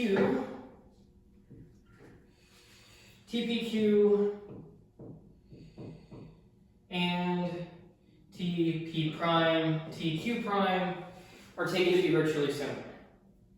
Hence we get our proportion B over C is equal to F of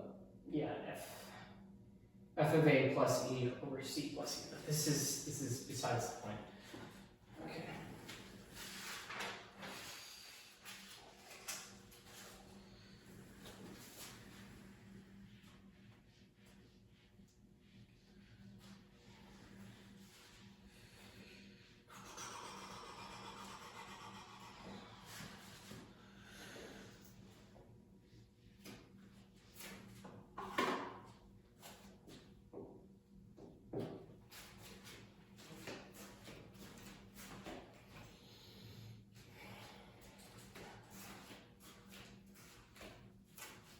Suppose we're asked to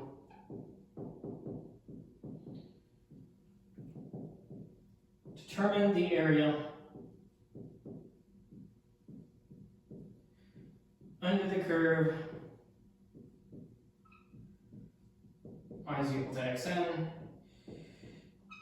using geometric summation.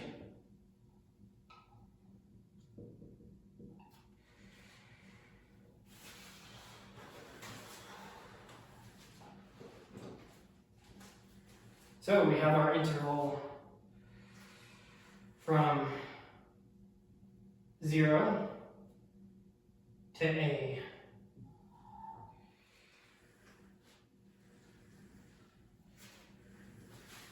Into exponentially spaced rectangles.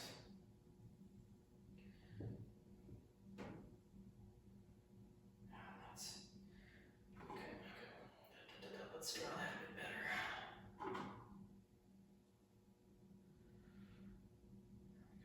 Almost. Oh no, that's not as good as I want it to be. That's fine. Just kind of, it's kind of off.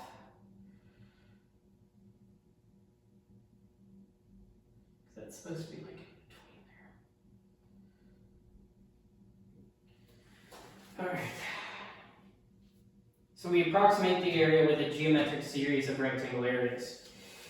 We let the spacing ratio tend to 1, which yields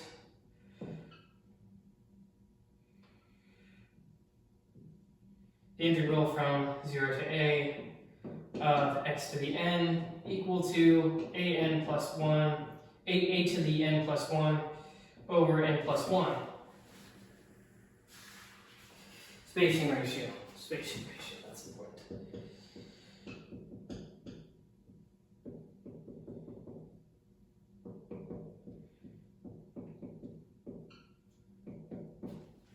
Implies this, which gets us this. Fermat generalized this for all rational exponents, except of course in the n-1 case.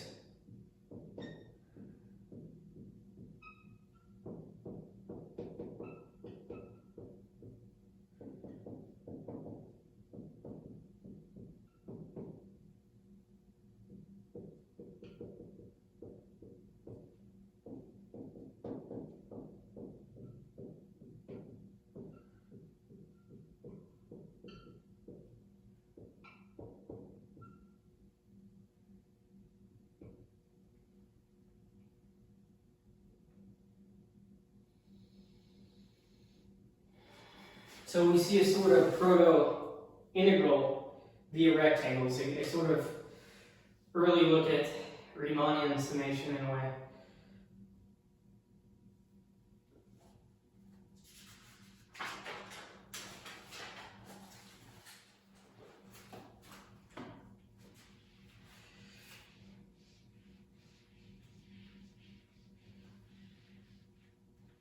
All right.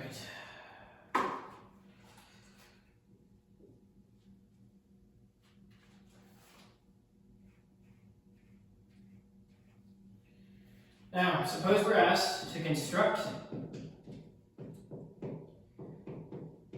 the tangent to a cycloid using physical motion.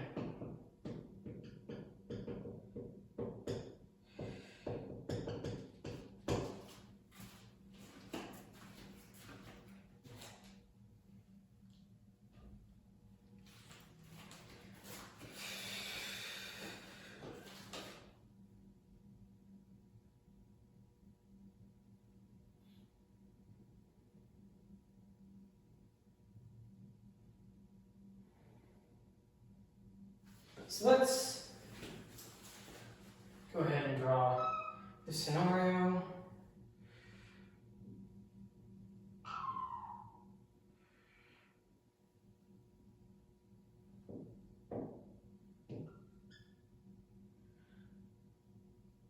let a point P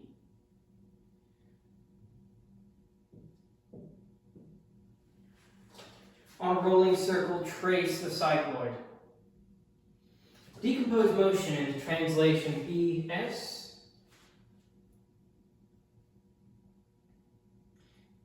That way.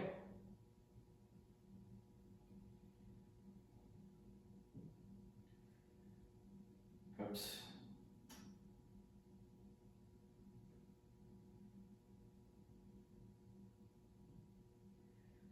And the translation PS, rotation PR.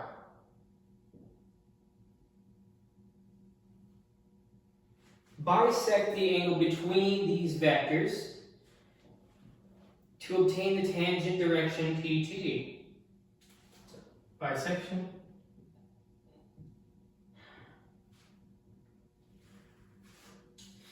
This is Rockefeller's method. It interprets tangents kinematically, motion over form. Tangents via vector decomposition. Courses to the center. Ooh. Up.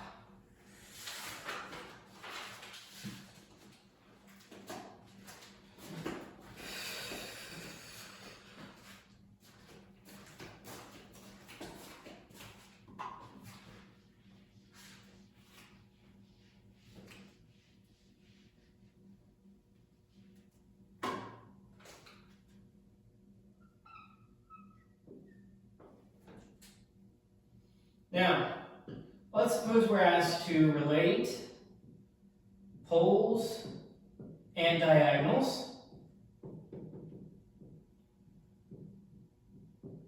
using projective geometry.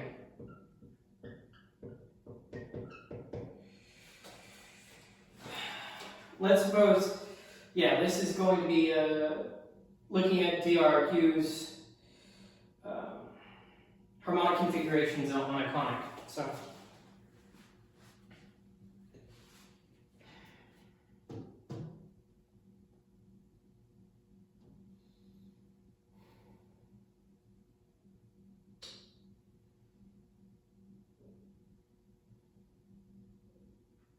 let's suppose we have this quadrangle ABCD.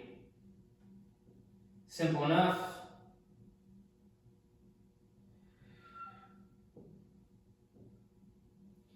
A, B, C, and D.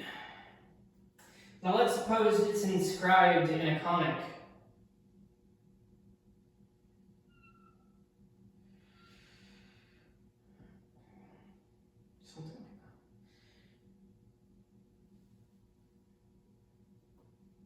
We want to determine diagonal points. E.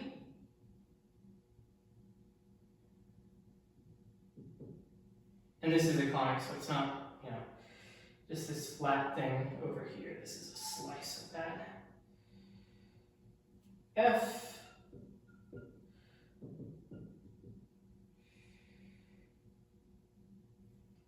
And G.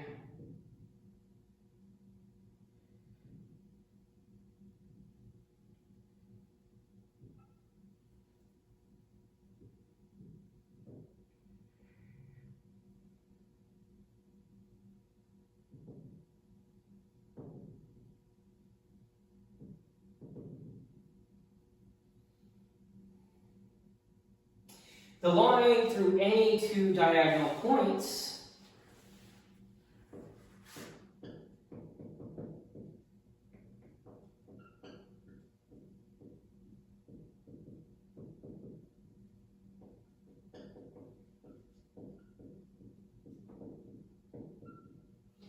is the polar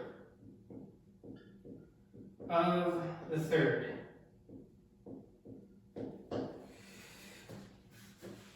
So, this reveals harmonic and duality relationships.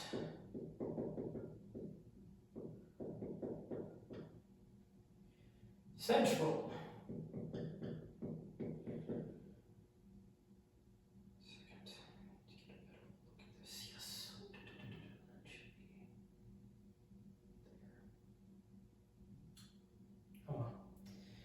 To projective theory, early projective theory.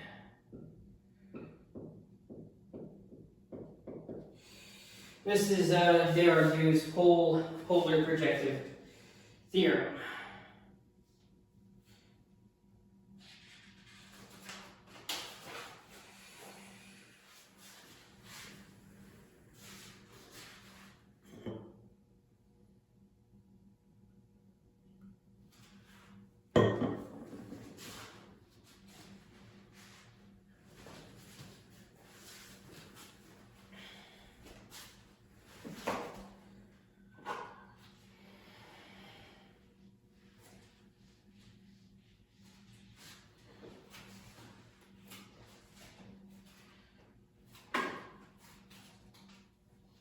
Now we're going to look at something from Pascal.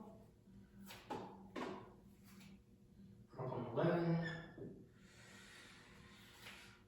Now, suppose you're asked to demonstrate that opposite sides of a hexagon inscribed in a conic section, intersect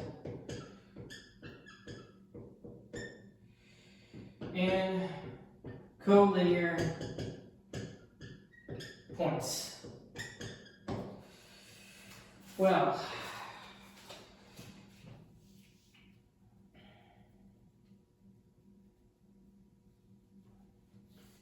let's look at the slice of the conic. Let's let A, B, C, D, E, F,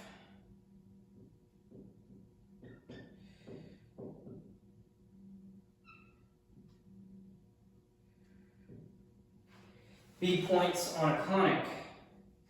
Let's extend the sides AB, DE,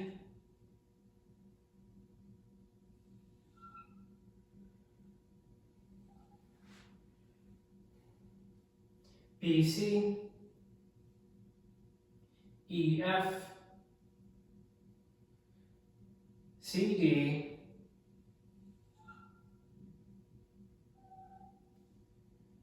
FA, to form points P,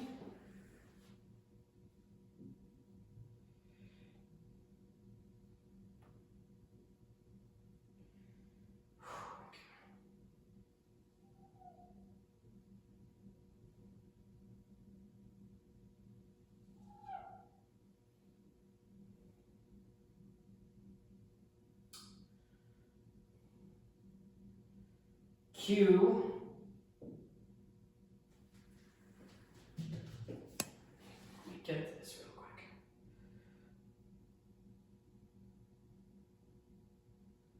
P, Q,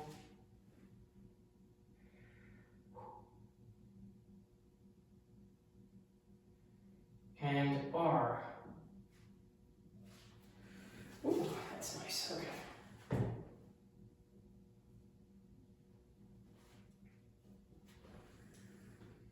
Oh boy, okay, that's not quite what I wanted. It's a little bit off. These are supposed to be this is supposed to be a roughly straight line. So let's just extend that.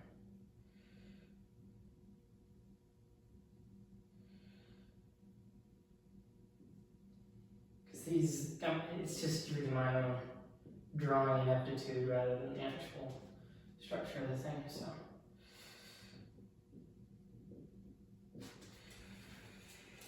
Okay. Now, Pascal's theorem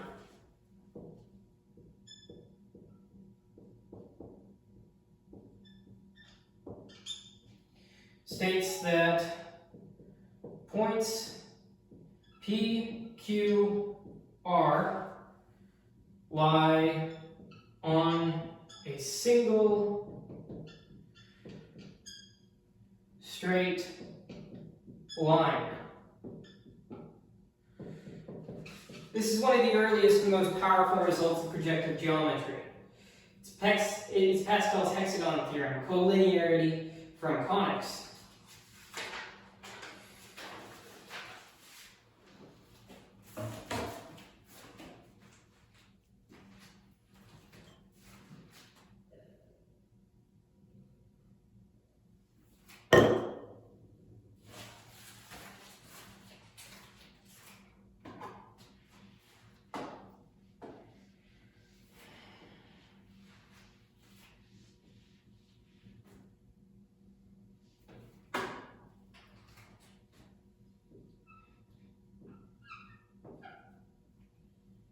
Now, let's suppose we're asked to reveal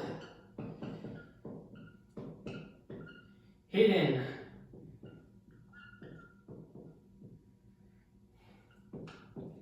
proportionality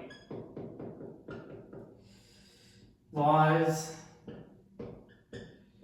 within Pascal's arithmetic triangle.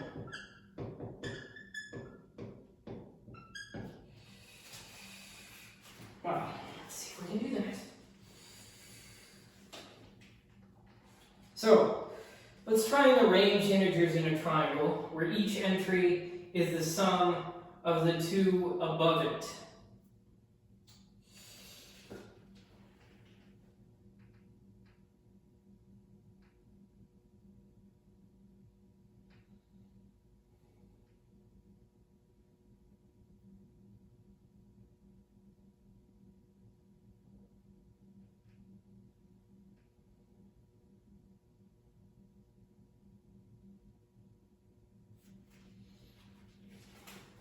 Conveniently enough,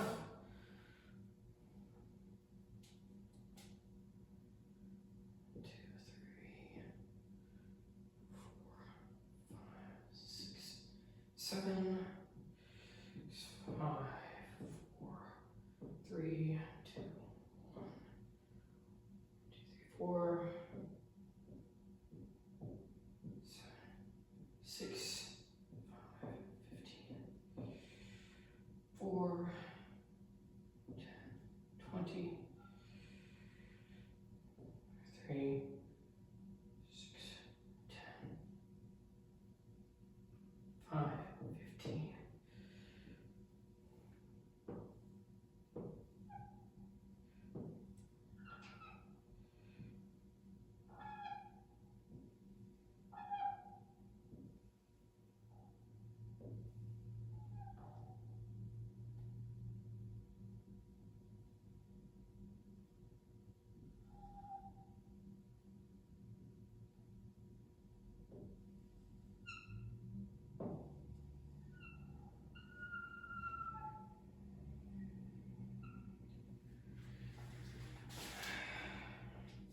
Observe that for any base diagonal, the ratio of adjacent entries relates to their vertical positions. These patterns reflect the binomial coefficients and guided Pascal's probability work. The triangle encodes combinatorial symmetry and recursive structure. This is Pascal's triangle, and it's proportional diagonals. And we kind of saw the arcing of what was to come whenever we looked at the Chinese diagram that came before this.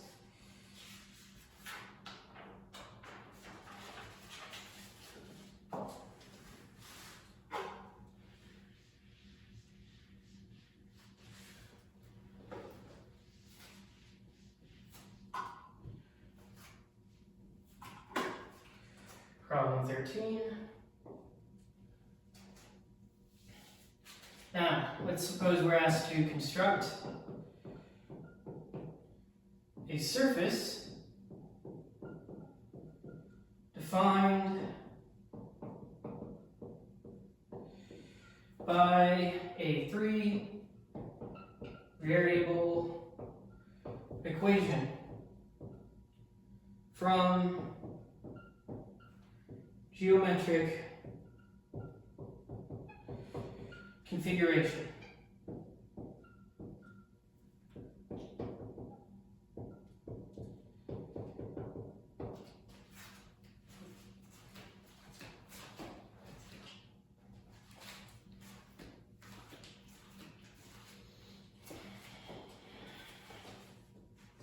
Now let's set up a coordinate system with an axis OB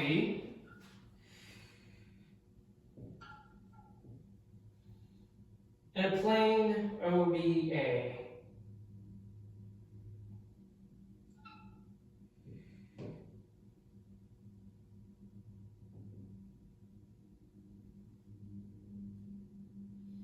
Let point P lie such that perpendicular PB extends OB by fixed distance A.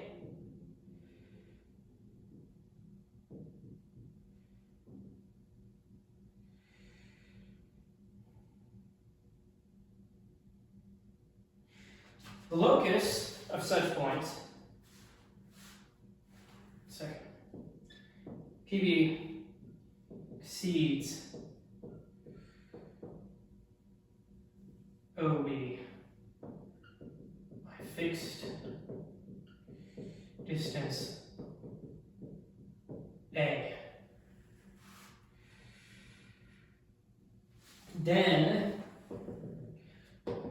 by La higher, the locus of such points satisfies a squared plus 2ax plus x is equal to y squared plus b squared. This is the equation of a cone in 3 dimensions, an early instance of surface plotting. So this is a cone in 3D. 3D cone. Don't even have to pay IMAX.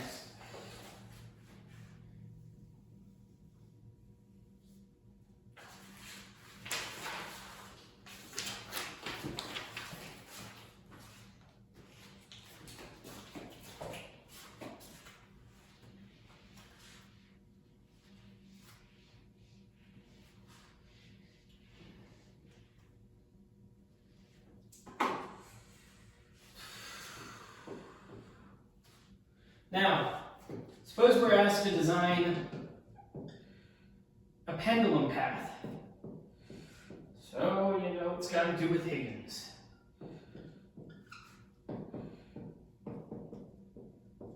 With equal time oscillations.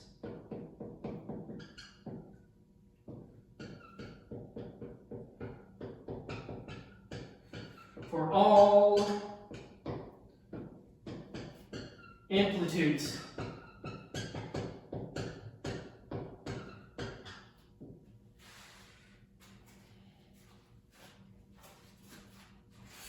Well,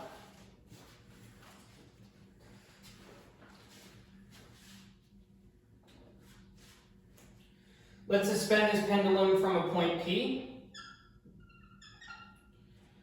between 2 inverted cyclode cheeks P, Q, and P, R.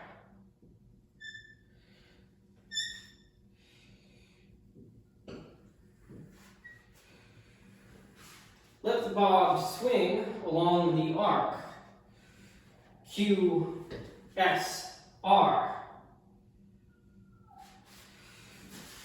Itself a cycloid identical in shape to the sheets here. The result is that this pendulum's period is independent of amplitude.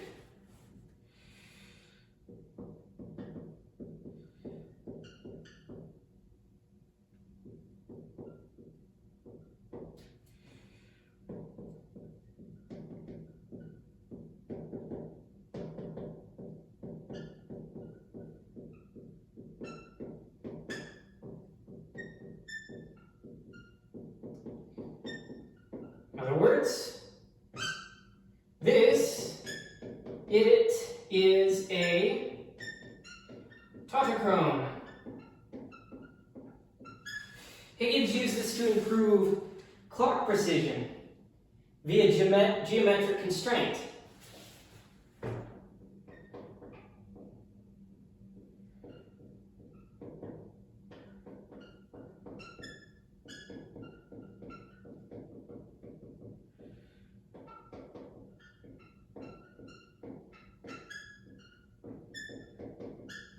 Excellent.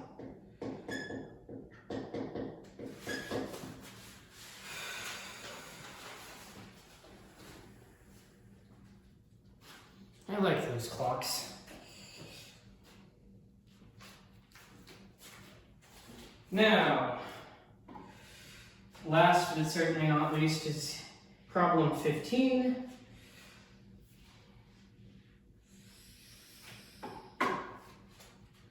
Problem 15. Suppose we're asked to determine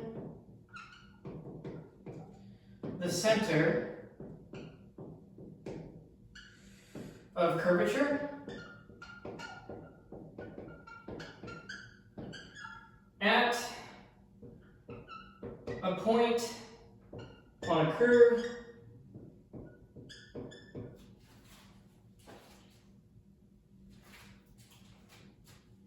using normals.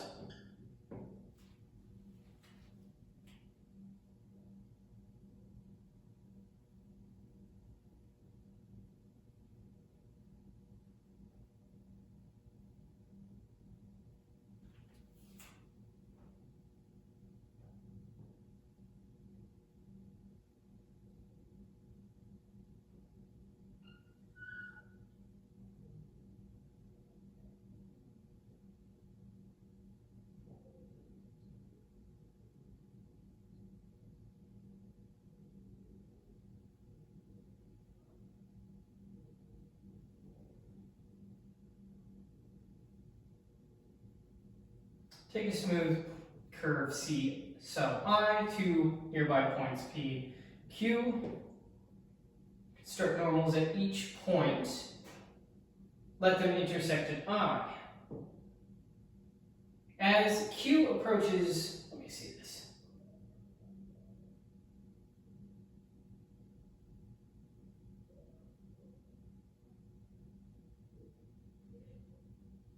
As Q approaches P, the point I approaches O, the center of the curvature. The path traced by O as P moves its evolute CE, the envelope moves is the envelope, the path traced by O as P moves is the evolute CE, the envelope of normals. Evolute as locus of curvature centers. So yes, that should be noted. Involute, so just folks running about is all. Involutes, evolutes. So you can see that defined here with CI and CE.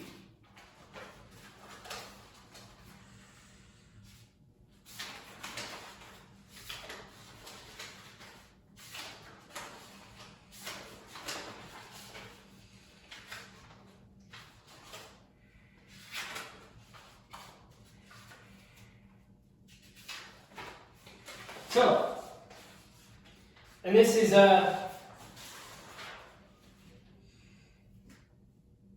also by Huygens. This is also by Huygens. See, evolute as locus of curvature centers. Check the thing on there.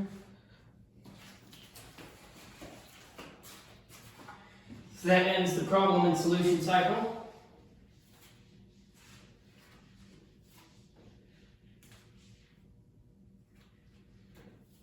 Now, let's look at the decline and disruption of this era.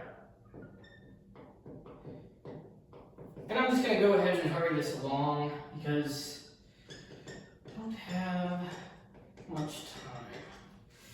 So, first of all, there's lack of formal limit theory. Fermat, Pascal, and Torricelli relied on intuitive reasoning involving infinitesimals. No clear concept of convergence, epsilon, delta, rigor, or error bounds existed. Critics began to ask whether such reasoning was sound or merely symbolic sleight of hand.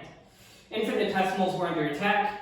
Indivisibles were seen by some as metaphysical absurdities. Jesuit mathematicians resisted Cavalieri's methods as violating Aristotelian continuity. The Church's philosophical orthodoxy clashed with atomic or infinitesimal geometry. So, like I was mentioning, that sort of orthodoxy versus perceived heresy, how exactly do you reform and change whenever information is being dealt with here? And then, point 3, algebraic elitism. Descartes dismissed mechanical or non-algebraic curves as inexact. His analytical geometry excluded spirals, cycloids, and transcendental forms. This sidelined some of the most fruitful geometrical discoveries of the era. 4. Fragmentation of techniques. Torricelli, Fermat, Roberval, and Pascal all developed methods in parallel with little synthesis. No unified notation, method, or discipline of calculus yet existed. Concepts like tangents, areas, curvature lacked shared language. A Tower of Babel before Newton and Leibniz came and consolidated it all under one banner. Clock 5. Clockmakers without clocks.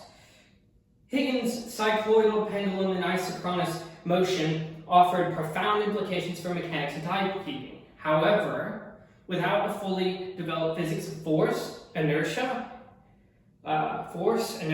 energy, the full framework for motion remained incomplete. The tools were forged, but the system they implied was still in waiting. So, and to wrap this up, a historical sidebar is the cannibalism of de Witt's in 1672. So, in August of 1672, the Dutch Ramjaar, or Year of Disaster, a mob, the Hag, H-A-G-U-E, lynched and mutilated Johan de Witt, Grand Pensionary of Holland, along with his brother Cornelis, blamed for weakening Dutch defenses and accused of plotting against the House of Orange. They were ambushed, hacked to death, and as multiple eyewitnesses reported, their bodies were cannibalized in public. This event marked the symbolic collapse of the Cartesian Republican elite. De Witt had supported the mathematical and philosophical circles of Van Schooten, Hud, and other Dutch Cartesians. Their secular, rationalist orientation was tied to a political regime now annihilated by populist violence. So, the mob consumed the body of a mathematician's patron. The Dutch Golden Age turned in on itself, and thus left the way to England. So, to close, the 17th century was not the age of calculus. It was the age that made calculus inevitable. Cavalieri's Indivisibles challenged the exhaustion method, asking whether a line could be a sum of points or a surface of some lines. Descartes refused to engage non-algebraic curves, declaring the mechanical inexact. Pascal balanced conics with cycloids. Fermat whispered derivatives without limits. They had no epsilon, no delta, no completeness axiom, only will, intuition, and symbol. And yet, their tools worked. With what the ancients had forbidden, the use of the finite, infinite, these thinkers touched and wielded with impunity. Where the Greeks sought certainty through abstention, these moderns pursued power through approximation. And in their paradoxes, they laid both the foundation and the fault lines of modern mathematics. So, Suppose, ask yourself this, can one use the infinite without incoherence? Can intuition build a system before justification arrives? Can geometry survive when its curves outgrow construction? These aren't merely technical questions, or the philosophical thresholds, and it would take Newton, Leibniz, and a century of reckoning to cross them.